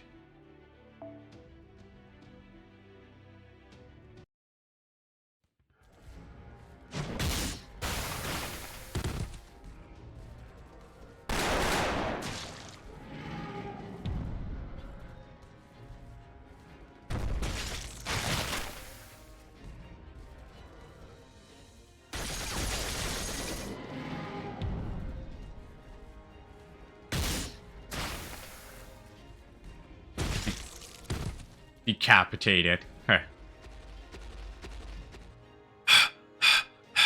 Oh man, this is bad. This is really, really bad. I've never felt like this before. My chest is tight. My breath is hot. My head is spinning. No matter how many Osalome I defeat, they just keep coming. No matter how many I kill, not one so much as flinches. I'm sick of this. I'm sick of all of this. It makes me sick how meaningless this is all this. I won't die. I won't fall. I won't get tired. The Osalome's weapons can't even scratch me. This only ends one way. I will win and the Osalome will die. No matter how many dinos they kill, that won't ever change. That's why I'll never feel this way. And I don't feel that way. But there's still something I really don't like about all this.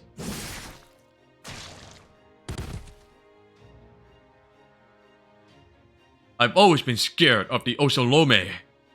It's not their bravery in challenging opponents they know they can't beat that scares me, or the tenacity that makes them throw their lives away in the hunt for more dinos. It's not that they keep bringing stronger weapons, or that there just seems to be no end to them. I was just scared of facing them. I was scared of them hating me, scared that I couldn't understand them, scared of being made to wonder if they had something we lacked. Where'd all the other warriors go? I can't defend the dinos of the sea without help. I shred the Osalome gathering around me. I hate this sensation. I've never liked the feeling of tearing flesh apart. I seem to be the only one who feels this way. The other dinos aren't cowards like I am. There are different species. We can never understand one another. The dinos sit alone at the apex of Mictlan. They say the Malak decided this a long time ago. We can't hear the Malak's voice anymore though. I'm not even sure the priest can. Apparently, they said we're stronger, smarter, and live longer than anyone else. It's been like that all our lives, and no one's ever complained about it. But maybe that's only because we didn't understand what a complaint was. Damn it! My focus is drifting! I've gotta hurry! Right, I was heading for the shrine, where all the elderly dinos are taking shelter. Only the warrior dinos know anything about fighting. Or, no one else has any interest in fighting. They don't fight back when the Osalome attack them. Not exactly. When they lash out with tail and claw, it's just instinct. That usually leaves the Osalome dead and the battle over. But as dinos near the end of their lives, their reflexes grow far too dull for them to do that. So they just stand there, letting themselves be attacked for minutes at a time, until they die without ever even understanding why it is happening to them. That's bad. Real bad. Really bad. I defeat more Osalome as I run for the shrine, but there are already a number of them gathered outside. I'm too late to save the dinos inside. I can already tell. I know what I'm doing now is meaningless. But my legs refuse to slow down. Even if I am too late, I have to see this through. And then...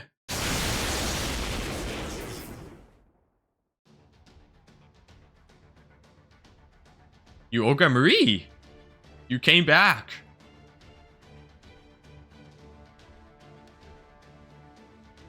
Get out of here! Be gone, Vows invaders! And don't bother voting for me! I saw a creature who has nothing in common with us, furious on our behalf. Oh, thank you! Thank you! Oh, thank you, thank you! These little ones have only just been born. They know nothing of the world.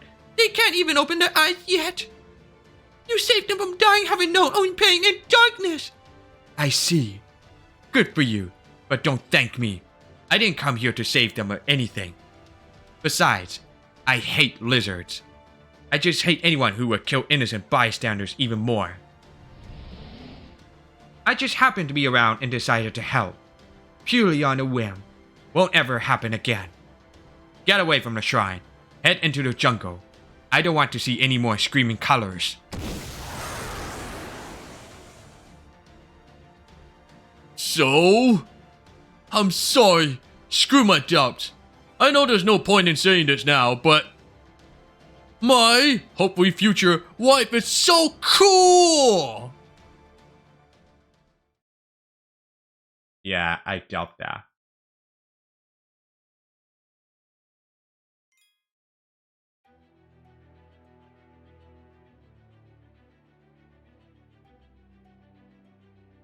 Alright, let's see here. Let me see. Okay.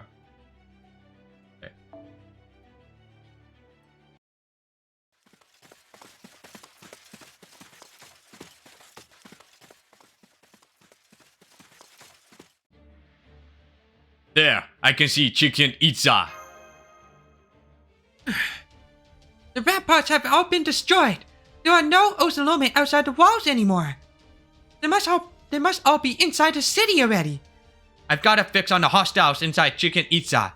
There are 1,200. No, 1,080 Osalome. Their numbers are decreasing. The dinos must be fighting back. We need to prioritize protecting the border and making sure the chain of dinosaur is safe. What's the call so fast? Let's split up. You and Nitocris handle the border. Got it. Nitocris and I are on our way to the border then. You, Mash, and Kukul can make for the shrine. Take care of Soapfrost and Mash for us, Habitra. I know it'll be an urban battle, but you may have to use the Black Barrel. If you're certain doing so won't result in any civilian casualties, then use it if you have to. So, basically I only use it on a real big baddie, yeah? Okay, got it. Preparing to enter the city. Please get ready for battle, Master.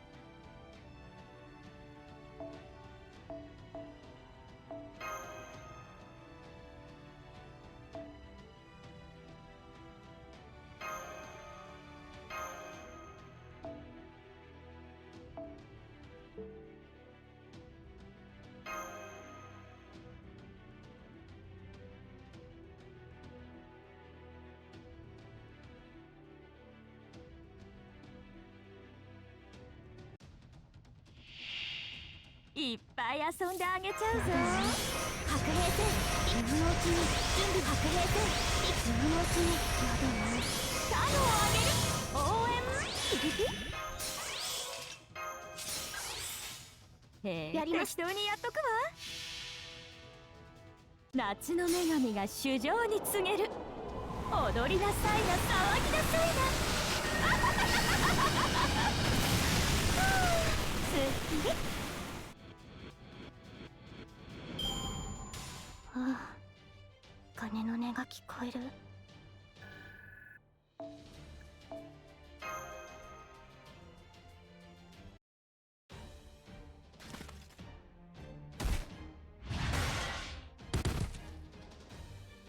I've taken care of the Osolome on the main road. Let's keep heading to the altar, Master. Well, damn. Guess you didn't need me around after all. You're really fired up, Mash. Maybe we should send Kukulkan to the border too and... Huh? Mash, get down!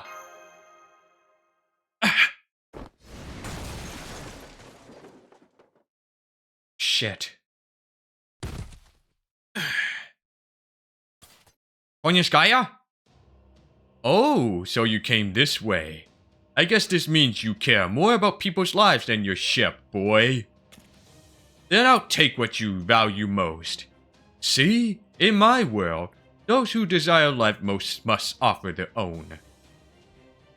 It's him.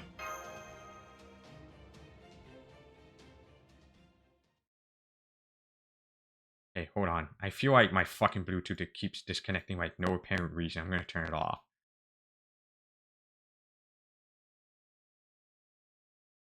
And it lags like shit. Ah, fuck. No audio sound. I'll be right back. Alright. Audio fixed. This one.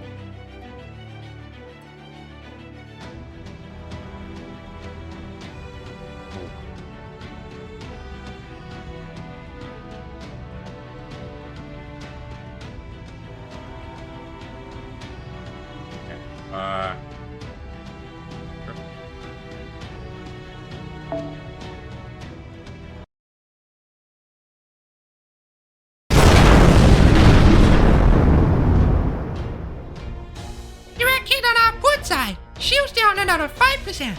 That server coming after us means business. We're not going to last another 30 minutes against attacks like this. And after all the repair work we did. Enough whining! Analyze your attacks and shunt power that the barriers. And shunt? Analyze her attacks and shunt power to the barriers where she's most likely to strike next. That should help conserve some of our energy overall. Whoa, are you sure about that, Captain? If we divert power to the wrong spot, she'll tear our armor off in one hit. If that happens, every Marine will have to run out to fix it. And you know what that means, right? You mean guess if we're wrong, we're gonna have to go out there to die. Okay, well, otherwise, our lives depend on it. Good. Professor, how's the anti-divine spirit warhead coming along? Almost there. Scion are working as fast as we can. We are coding it with the recreation of Quetzalcoatl's authority taken from Chaldea's Spear Urgent Grab. In Aztec mythology, Quetzalcoatl killed Tlaloc once before, so it should pierce her spirit cord no matter how tough she is. Got it. Focus on finishing up. We'll focus on giving you an opportunity to use it. Kadok, I want to lure that servant to the border starboard bow. Your specialty is anti-beast magecraft, right? Then you should know how to corner difficult quarry. If you have any advice, now's the time. I see. So you want to hit her with the torpedo, huh? And this right here is its firing arc. Okay, got it. Get the hangar open as quickly as you can. I'm gonna head outside and get Tlaloc's attention. What? Are you insane? Did you not see that divine spirit wielding a whip made out of frickin' lightning? She'll burn you to a crisp the moment you step outside. Can't you just taunt her over the speaker? What would if I could? But we're dealing with a god. She's not gonna care what mortals have to say. Besides, I've got a lightning ward. I should be able to take 1 or 2 hits. Still, I'll need a servant who can hold their own against Tlaloc to come with me. I know there's a lot to ask, but would you do it, Nemo? Of course. As long as we're near the storm border, the strain won't be as bad as it was in Mexico City. Gordon, I'm counting on you to give the order into fire. Gordon, I'm counting on you to give the order to fire. Munier, you've got the controls to launch the warhead. If either of you mess up, you'll have me to answer to. Aye, aye, Captain. Let go, Kadok. I'm not about to let the bravery of the dinos who went out ahead of us go to waste. Until Da Vinci and the others get back. Wait. Marine, open the line. Da Vinci's calling us. Hey guys, it's Da Vinci's, the beautiful girl genius and Pharaoh Nitocris. We just made it back. We're hiding in the shadows not far off, but we have eyes on Tlaloc and the border. You guys have a plan for how to handle her? If not, I can suggest one. Hey, that won't be necessary. We have a plan to defeat Tlaloc. But we're going to need several servants to pull it off. Nitocris, technical advisor. In 1 minute, Nemo and Kadok will be heading out. I'd like you two to attack Tlaloc to help keep them safe. From there, I want you two, Nemo and Kadok, to team up and drive her into firing range. Remember, the border safety and my own hinges on this battle.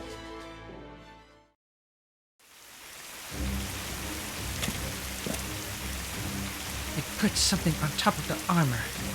Cheeky bastards. I can't believe the materials themselves aren't tough enough to take a beating. This is the whole problem with modern engineer. That's far enough, Tlaloc. Put that vulgar whip of yours away right now. It's pure insolence. Did you just say my whip is vulgar? How? Are you really incapable of seeing the beauty of its construction? Its graceful movement? Its sensual, serpentine flexibility? Were you truly a queen? Be honest. You clearly have no artistic sensibilities whatsoever. What was that? Nitocris only said that to get her attention, but I definitely can't bring that up now. Why are you here then? Did you come back just to die? This is the same as before, when you were nearly killed fighting to protect this big hunk of iron. Is this thing really so important to you? It looks like a heap of scrap metal to me. I'd take one of your country's giant pyramid graves over this trash any day of the week. I have to at least give Egypt the respect it deserves for those. Of course, my Yans had them as well. I sensed this before, but now I'm certain. You're proud of proper human history. You're a heroic spirit of proper human history. You're meant to protect humanity, but you still oppose Chaldea. What are you trying to say? That is in the heroic spirit's nature to protect humanity. That's right. On our way here, I saw the corpses of countless dinos who had been mercilessly slaughtered. They know nothing of war, or of battle. If all the Osalome wanted to do was claim chicken Itza for themselves, the dinos would have just given it to you. You knew that, I'm sure. But you, a heroic builder of proper human history, still sullied your name by letting Osalome kill so many so pointlessly. Talalok, you're not like Tezcatlipoca. You have no desire for wanton bloodshed. You know this war is meaningless. If you're only here because you're obeying Tezcatlipoca's order, rest assured that we'll hold him accountable. There is no reason for you to protect this Lostbelt. No reason for you to fight for Mictlan.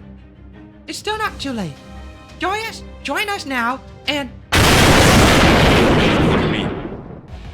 Shut up. You, who drowned your own treacherous retainers, are going to preach to me about the virtues of humanity. Please. That was... I asked the crypto about you, you know. I was curious. You abandoned your entire nation because your brothers were killed. You're the queen who deceived and killed those who violated your laws and governed your country. You're a weakling who took your own life because you couldn't live with the weight of your own sins. Not that it matters. You and I are a lot like. We both care more about our personal interests than we do humanity or order. Mexico City may be a fantastical place built in a Lostbelt, but people are living their lives there. As a species, the Osalome may be hopelessly barbaric, short-sighted, and immature. But they live in my city, so they are my people, and it is in a god's nature to shed blood for their people. That's why I'm going to kill all of you threatening to take this Lostbelt away, and why I'm going to destroy this eyesore of a ship. I was told to leave the ship intact for insurance, but there's no point keeping this useless pile of garbage around. Ugh, I can't stand brother. Tezcatlipoca's idea of fairness. Way to go, Nia Chris. Talalok's completely focused on us now. Don't worry about defeating her. We just have to hold out until the border's ready. You shed blood. For your people?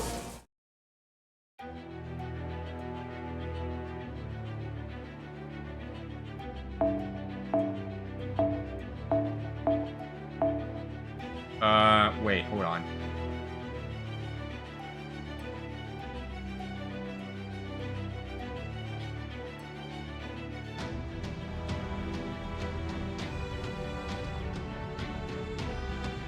Battle ends after first HP bar break point. Battle when sequence is skipped. Jumps to dialogue straight away. Okay.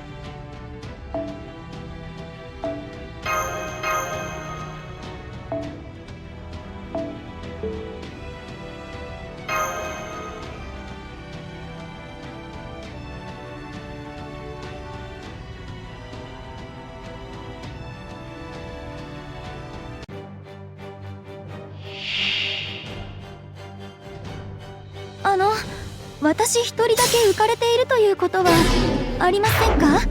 よいしょ。ありませんね。採用の作ります。キラキラしてる。否定はダメですよ。ホルスよ。特別に許可します。ふむふむと分かってる。別に屍の鏡、暗黒の鏡、扉となる恐怖をここに。暗風ネブタジュゼル。私は守らなければ。いくよ。いやはっ。支えてください。はっ。 Hey, back off. トラロック。ファラオの遺構をここに。ああ、とても楽しかったかもめの歌を聞きたいかい？ Let me see this here. No, not yet. よし、いい海風だね。発進準備。ベルトを締めて。ノーチラス分かってる。そう、君たちはあらゆる困難を乗り越える。私はその勝利を今示そう。ビューティフルジャーニー。さあ、行けるとこまで行ってみよう。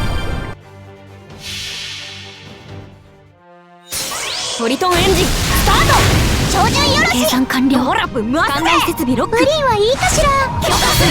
行くぞ。グレートラム。ノーチラス。守らなければ。海はきれいにね。判断する。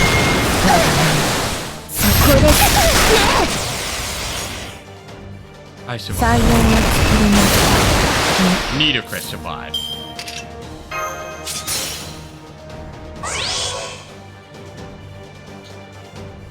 酸素補充だちょっと待っ What the hell, man? てそれ許します天罰天罰天罰たくさん出ませ反乱せよ我が名アトル Wow, you must really hate Neither Chris so much. トラロック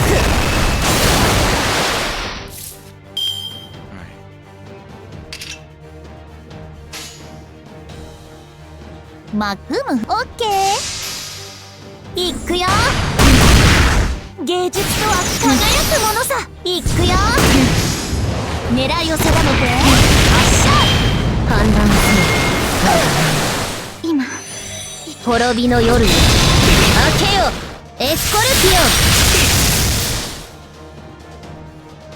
再現を作りま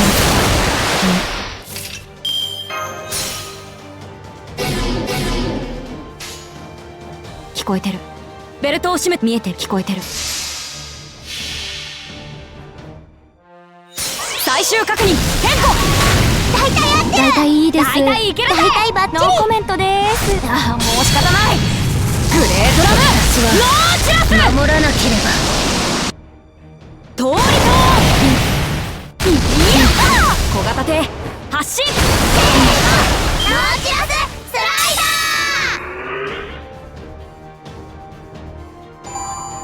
What was the draw?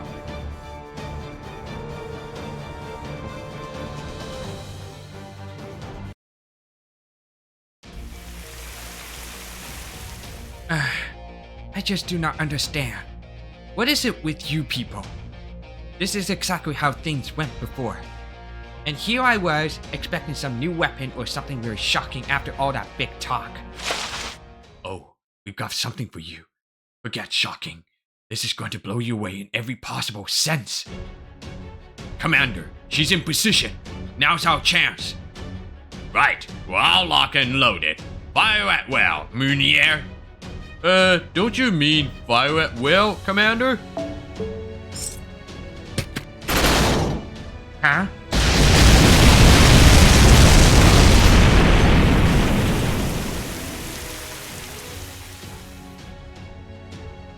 Wait, Huh?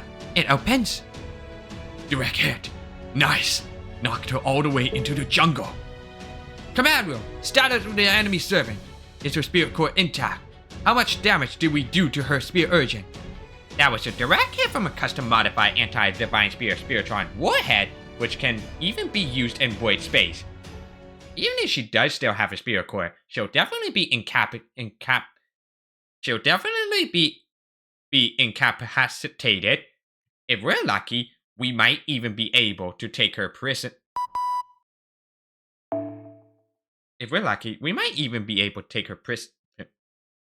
Captain, you and Da Vinci have no idea what you're talking about. She's fine. Repeat, target is still active. She's already getting back up, and spirit urgent readings are really, really weird. What is this? How many spirit urgents does she have layered over her core anyway?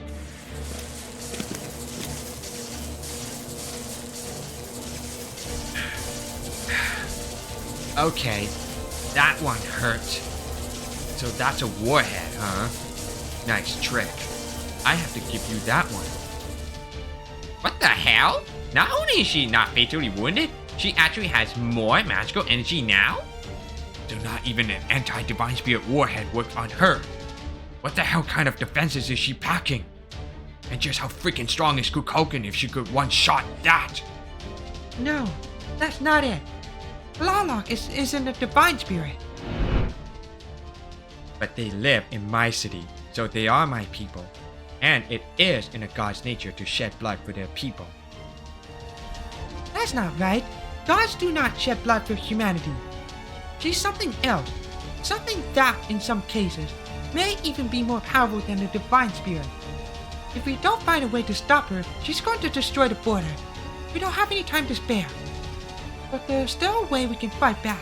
The Force Servants transmit cheaters to chose all have ties to the underworld. They were all able to make the underworlds in this subterranean world real. That same choice is open to me. Squeak taught me the ritual to become an underworld guardian. It would be a terrible sin, but if I went through authorization, I could turn this around. Da Vinci, Nemo, Caddock, get back inside the border. I'll deal with her. Even if this brings my role here to an end, I'll still... Yeah.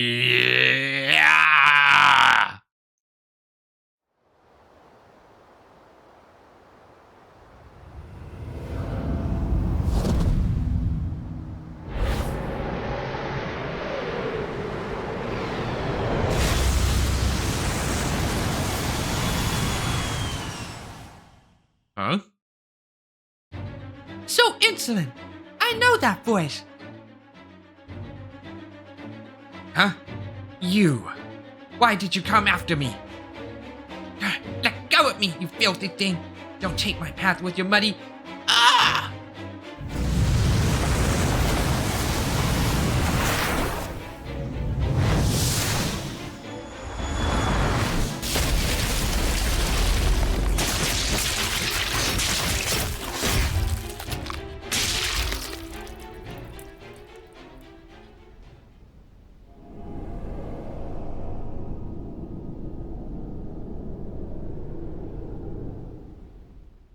The hell?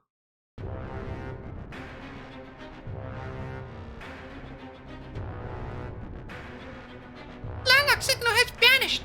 It looks like she was shredded to pieces! Holy shit!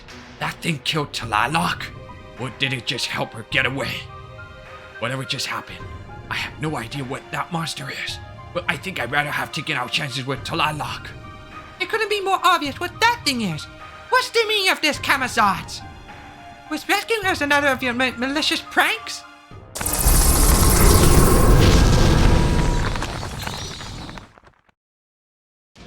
Huh? Me? Rescue you? You're not an idiot, so don't talk like one. It's confusing. What possible reason could I, the ruler of the underworld, have to rescue you people? You know what? Take some time to think it over. I'll wait. You have to know there's something else going on here. I'm sure you can think of any number of reasons for what I did. If that's true, then did you really come here to rescue us? Not because it was a good opportunity to go after Tlaloc or something like that. Not even close. Not even the same Xokta shrine. I just dropped something back where it belonged. She was about to reveal her true identity. If she had, you would have all ended up as sacrifices on her altars. I don't want that. It'd be a waste of good human and heroic spirit blood. After all we've been through, are you just going to throw everything away? You're practically my old friends by now. You're the most special guest I've had in ages. So if you're going to die, it might as well be at my hands. That's my reason. Pretty clever, isn't it? Yes, I like that plan. In fact, I love it. Soon, it'll be underworld pilgrimage time. Soon, the way to the 8th stratum will open. So come on down to the very bottom of Mictlan. Come on down to the bottom of the withered space tree. I'll welcome you all to the 4th underworld, where my name isn't Camazotz.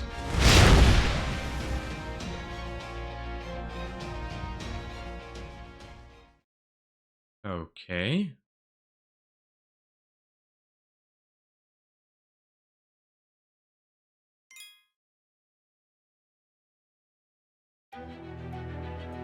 Alright. Next one here.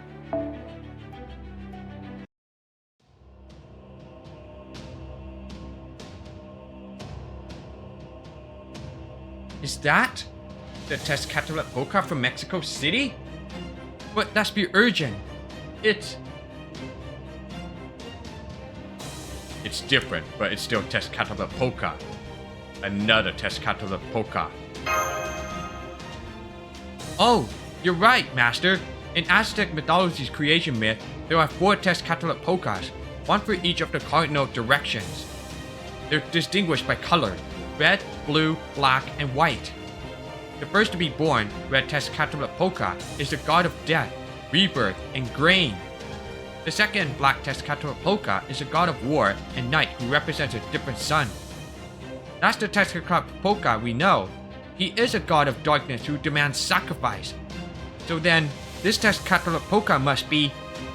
Yeah, you're on the right track. I go where my whims take me. And each time, I change my principles and my alignment. I'll never be white, though. That would make me Quetzalcoatl. I'll have to kill her myself one of these days. Can't have her going around telling people we're the same being. Look at Quetzalcoatl. Where's Kukulkan? I didn't even see her leave. Did she run away on us after all that talk about wanting to punch Tezcatlipoca in the face? Kukulkan's not here? Of course she's not here. This battle is between Mictlan's tribes. She's not going to interfere with that. The battle in Mexico City was between you and me, Mictlan outsiders. That's why she stepped in. She also helped you in the underworld to ensure outsiders like yourselves would be safe. Mictlan, no, the Mala would be deeply ashamed if they allowed guests to get hurt after all. That's just what she's like. Much crueler, more cold-blooded, and far more inhuman than me. Think about it. Has the Sun ever once lent a hand in any of proper human history's wars? Has it ever sided with a given tribe, even once? No, right? It's the same here in Mictlan. She's a mechanism that just exists to watch over Mictlan's fate. Her only job is to bestow blessing upon the survivors. Me? I'm nobody's enemy. I'm just a god of those trying to survive, and a trial in my own right. But when all's said and done, that woman will be your enemy, an enemy of proper human history. You knew that, though, didn't you? You've always known she wasn't human. But are you sure you can trust me like that? I mean, I'm the god of the Lostbelt, and you're a human, and one from proper human history at that. Wouldn't it be way more likely that I'm just pretending to be kind to you to get an opportunity to kill you?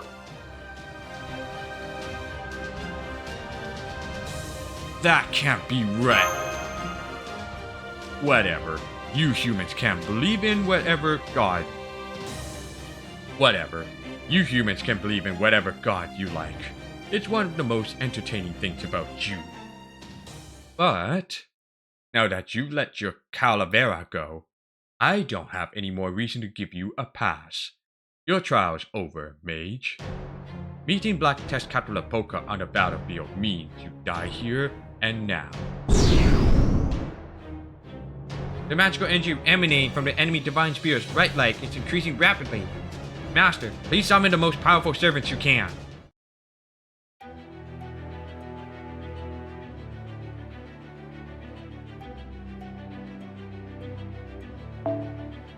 Alright, this one is going to be reverse order, so be careful with that.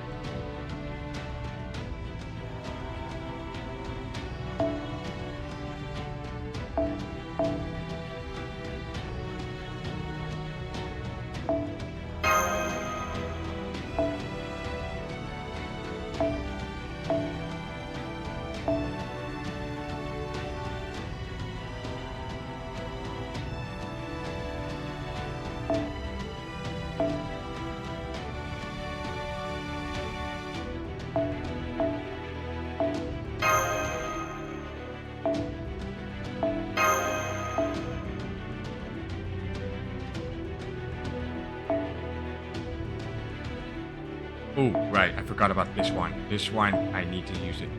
Ignore invincible.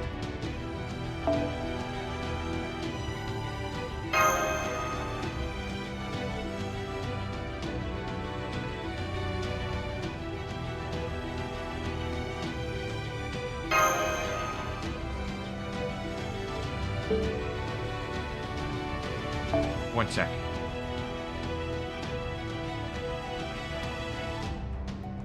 I'll just bring MASH on it.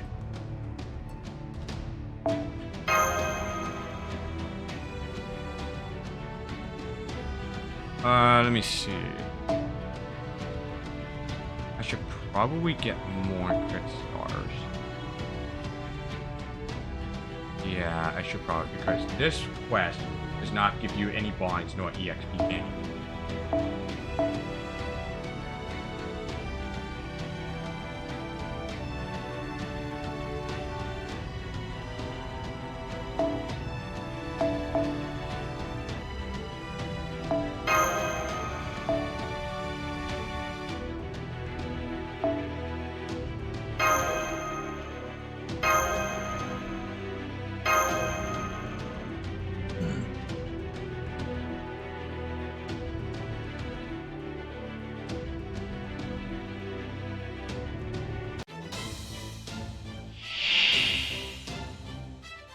おごるな、騙すな。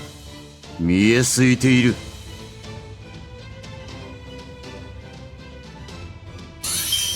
力は貯めていく。白兵戦、いく抱え。ですか、白兵戦、いきます。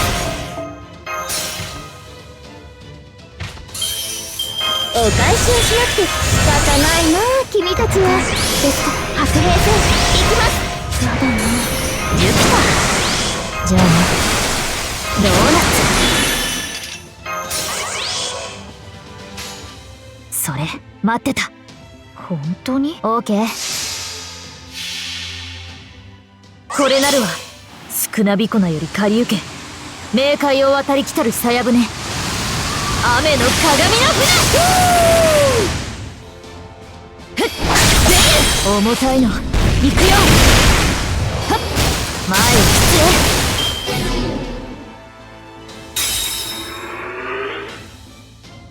Oh, clever. Having an intersection for not, I'm aware of it.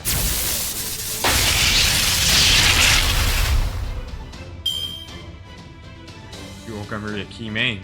What?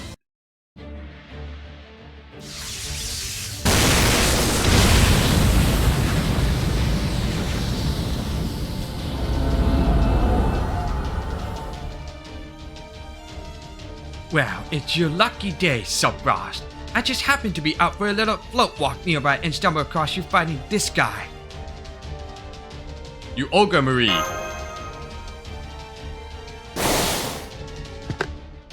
You again? First in Mexico City, now this. What the hell are you thinking? Revenge? Obviously. I don't remember how you did it, but you killed me once before. So of course I'm gonna give you a plasma shower whenever I see you. It's the least you deserve for killing me. And, that's the only reason. Yep. Nothing else matters.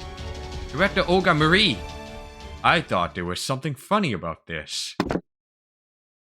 I just want to make sure. But you do understand you're Chaldea's enemy, right? Saving these humans will get you nothing. Besides, you're the one who bleached proper human history in the first place. How completely insane do you have to be to help the surviving members of the species you wiped out? Honestly, that's creepy even by my standards. Shut up! I won't stand for your slander. First of all, I have amnesia. I don't remember anything about myself besides my name and objective. Bullshit. You must have remembered back when you saw my face in Mexico City. Along with your real name, your powers, your position, and the fact that Chaldea is your biggest enemy. That? Okay, that might be true. But it might also be, some kind of mistake. A mistake? Once you declare yourself a god, you don't get to lie to yourself. I've never been so angry. I can't even stand the thought of wearing my warrior's mask right now. And you two, you're no better. You knew who she was and you didn't say a damn thing. You just strung her along, lied to her so you could use her for your own ends. Or did you actually believe you were being kind to her somehow? You knew? You knew I was the foreign god? All along?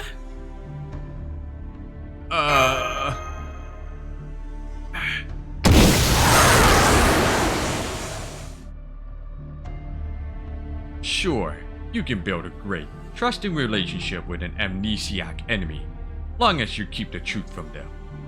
But it won't last forever. It can't. And the more trust you build, the harder it all comes crashing down. If you never built anything from the start, then there's nothing come crashing down. It's the same with civilization. The more it prospers, the more daunting it becomes to clean up after it.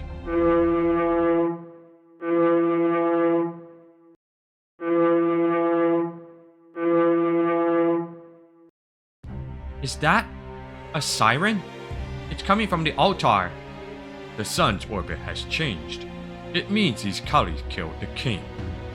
Ixochiayotl is over. All that's left now is to wake up ORT. I look forward to seeing whether you or David gets to it first.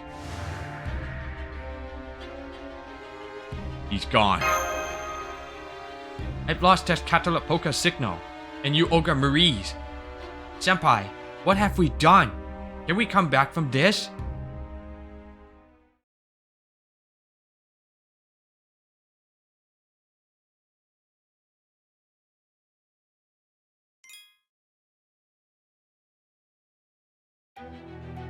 Alright, let's finish the rest of this Act 15 and then I'm gonna call off for this next time.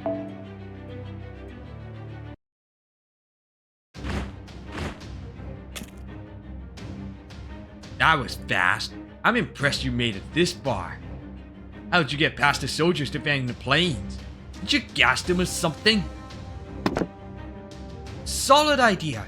Dinos can repel physical attacks with their biowaves, so targeting their lungs is a smart approach. Gas is a very effective way to kill dinos. If you want proof, look no further than their inability to get past the toxic gas in the 8th stratum. But I would never use a weapon like that. It pollutes the jungle and tarnishes our soldiers' pride.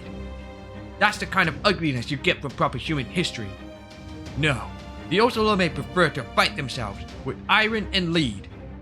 Really now, guns pollute the jungle too.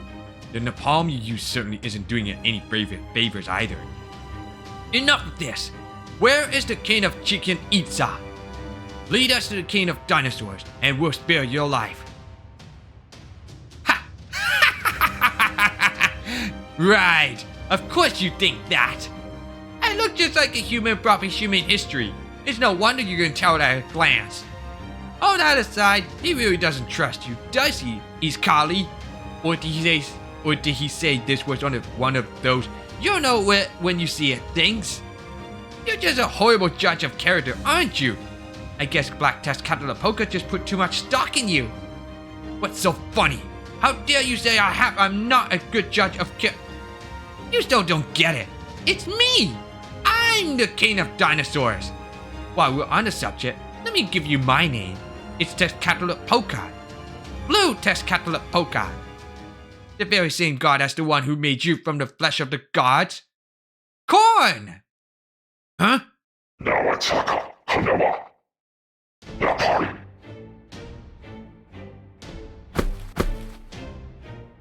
Huh? What the hell do you think you're all doing? Get off your knees! Pick up your guns! This is enemy territory! Pathetic. The Osalome figured it out much faster than you. This is why he doesn't trust you, brat. This is the prince you pay for focusing too much on your intellect. Some jaguar warrior you are with a nose that useless. Or should I call you by your other name? The name you were born with? The one only you and Tezcatlipoca know? This can't be right! Are you actually Tezcatlipoca? No, that's impossible! Why would our god help the dinos? You're kidding me. Don't blow a gasket. You're kidding me. Don't blow a gasket at me just because you were a poor student. We're the god of war worshipped by all warriors and all tribes. You think there's any chance we only help one side? Ha! We're giving the Osalome, the dinos, proper human history, and this Lostbelt a fair shot. Then they take the shot we give it them and use it to try to kill their enemies. That's how Tezcatlipoca does things. You spent all that time with Black and still never got that, huh? Just wow. He's the worst of all of us, you know? I mean, what kind of god says, if you're going to war, give everyone the same weapons? Parents, children, lovers, everyone. And acts like it's the coolest shit ever. I swear, that god's got both too much and not nearly enough heart. Anyway, you're his specially chosen pet project, right? The 1-year Tezcatlipoca. In proper human history, the Aztecs would choose a young man to embody Tezcatlipoca as a component of their worship. This exceptionally wise, brave, and handsome young man would then be given a divine proclamation to become a vessel for Tezcatlipoca. For 1 full year, the man would be made to grow stronger and more beautiful than anyone, while also being treated to banquets and entertainment that even kings and nobles could only dream of. If he did this for a full year, he would be accepted as a vessel and considered the incarnation of Tezcatlipoca. That's right. And the finishing touch is Yauto, the war of flowers where I killed the Dino's king. Once I do that, I'll be the same as Tezcatlipoca himself. That's why he was kind enough to come along for this battle and lend me his support. And what's Lilac say about all this? She give you her blessing? Here, I'll give you a divine proclamation. I'm not even gonna ask which of those 2 gods you believe in. I'm not gonna try to change your mind either.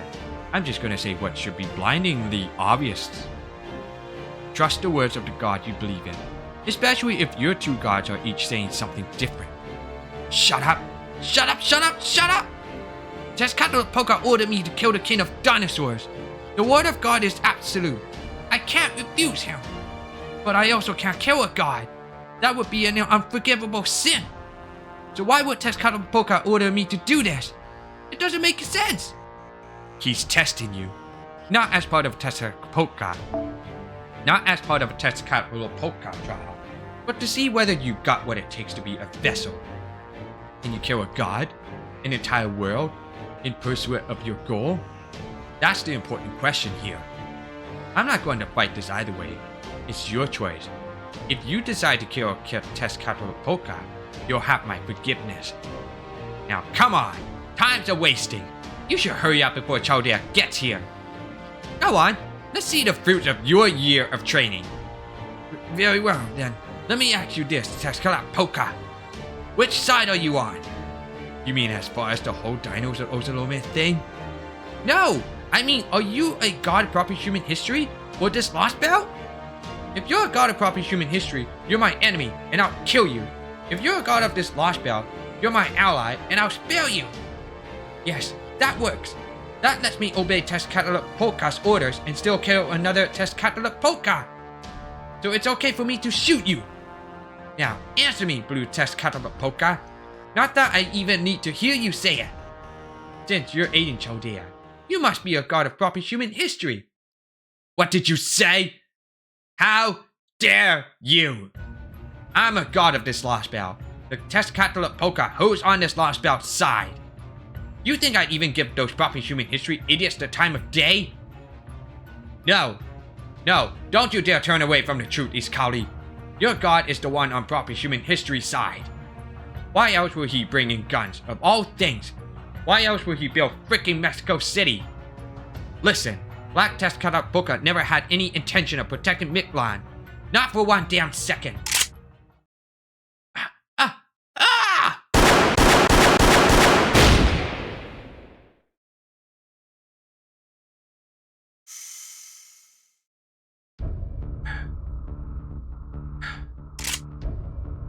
This is right. It has to be right. The king of dinosaurs is dead. As soon as we collect the solar sojourn, sound out victory siren and have the warriors withdraw. And don't you dare tell anyone else what you heard. On second thought, never mind. I don't have to silence you. None of you can understand human speech anyway.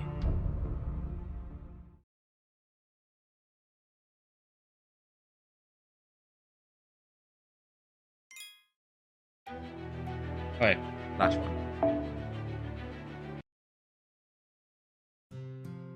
7 Lostbelt Field Report. JXX. the Osolome's attack on Chichen Itza lasted less than a day. They retreated to Mexico City the moment their sirens sounded. When we got to the altar, all we saw was a bloody throne and the empty place where the Solar Sojourn used to be. With the Solar Sojourn stolen, the sun's resting place became Mexico City, leaving Chichen Itza mired in a sunless night which has so far lasted 20 hours. The Osolome may have won this battle, but they suffered tremendous losses. It took 30 of their soldiers to kill even one dinos. Of the 20 squads, each comprised of 100 elite soldiers, bringing their total number to 2,000. Only 16 Osolome survived long enough to retreat. We also found out what species they were when we went to bury the bodies. They are apes, medium-sized primates with a number of human characteristics. They're the newest, weakest species born in Mictlan, without any of Mala's protection. Given their origins and abilities, the dinos had previously grouped them in the same category as insects. We believe Tezcatlipoca gave them knowledge, weapons, and their jaguar mask to raise them into a new prime species. 62 dinos survived the attack. One of them was Priest Vukub. That's right! I led the Osolome into our city while all of you were cowering before the king of dinosaurs. Did Kukulkan protect us? No! Could the king of dinosaurs, with his feeble body, offer us any protection? No! Neither had any business attempting to guide Mictlan, or any of you, for that matter. Look at all those dead apes! Do you not know why they went this far? Do you know what they were fighting for? Their goal is to prolong our world's life. They challenged us for supremacy so they could give the sun new vitality. Up until now, we've only treated these creatures as lower life forms. We have never seen them as genuine rivals. But they are the ones trying to save Mictlan from its fifth destruction. They are the ones fighting to stop proper human history from pruning us away. I did nothing wrong. There is no room in Mictlan for either a spineless king or cowardly dinos.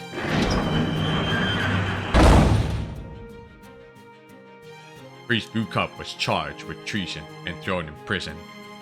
But even knowing the extent of his crimes, the dinos bore him no hate. I had no idea Priest Vukub was so dissatisfied with things. I wonder what could have happened to make him help the Osolome, even knowing how dangerous they are. The very act of flying across Mictlan skies was always disrespectful to the sun. It's no wonder he lost his mind. What a shame. There's just no understanding Pterosaurus. I still can't believe the Osolome were actually animals all this time. I thought they were from proper human history, but it turns out they're from Mictlan. I knew them before they became Osolome. They were just dumb animals. In fact, they could only survive in groups. It's incredible how much they develop in such a short time, even with Tezcatlipoca's help. They have survival instincts we don't have and a purpose we lack. I know our strategy for survival is right, but I guess that also means we can't understand how they think.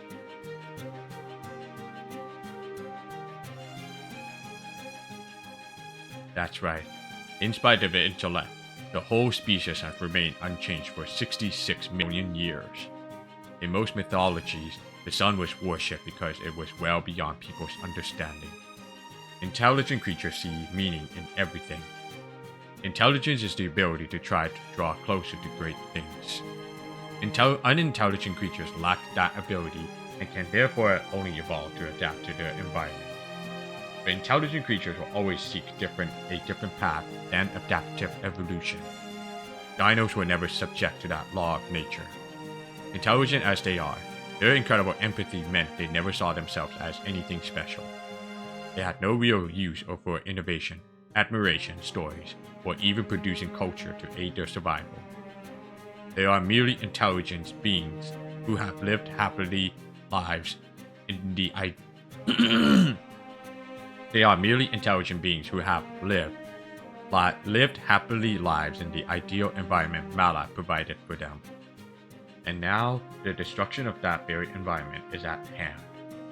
I finally understand why Mala didn't build their paradise on the surface. They intended to disappear with the sun. Their intent was always to end this Lostbelt's underground will without anyone ever knowing.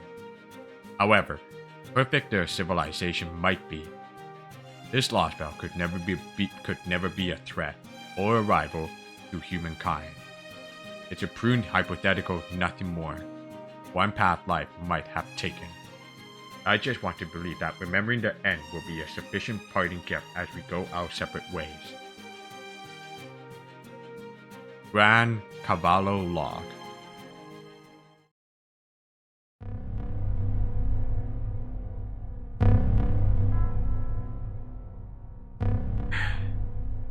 The dinos are showing signs of altered thought patterns. It appears to be degradation, but it has nothing to do with extinction. The Tree of Emptiness on the 9th stratum has resumed activity. This has resulted in a decline in the cosmic ray leakage produced by the tree's bark regrowth. Preserving the Tree of Emptiness is the top priority.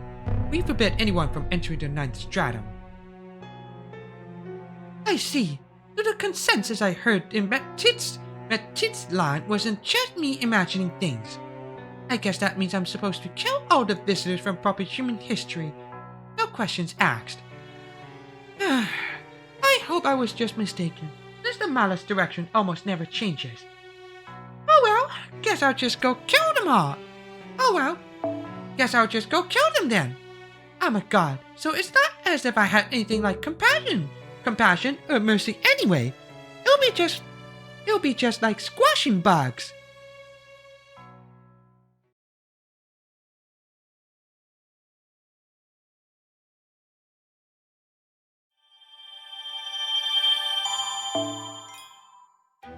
Alright, I'm gonna end that. Stop right there for a moment. What the hell is this epilogue right there? I don't think that's not the end of that yet. Anyway, I'm gonna hold on for this for now. I'm gonna continue on for next time for the Big Grand Order Lostbelt 7 Nahui Mictlan. So I'll see you guys in the next part of live stream. So peace out and have a good night.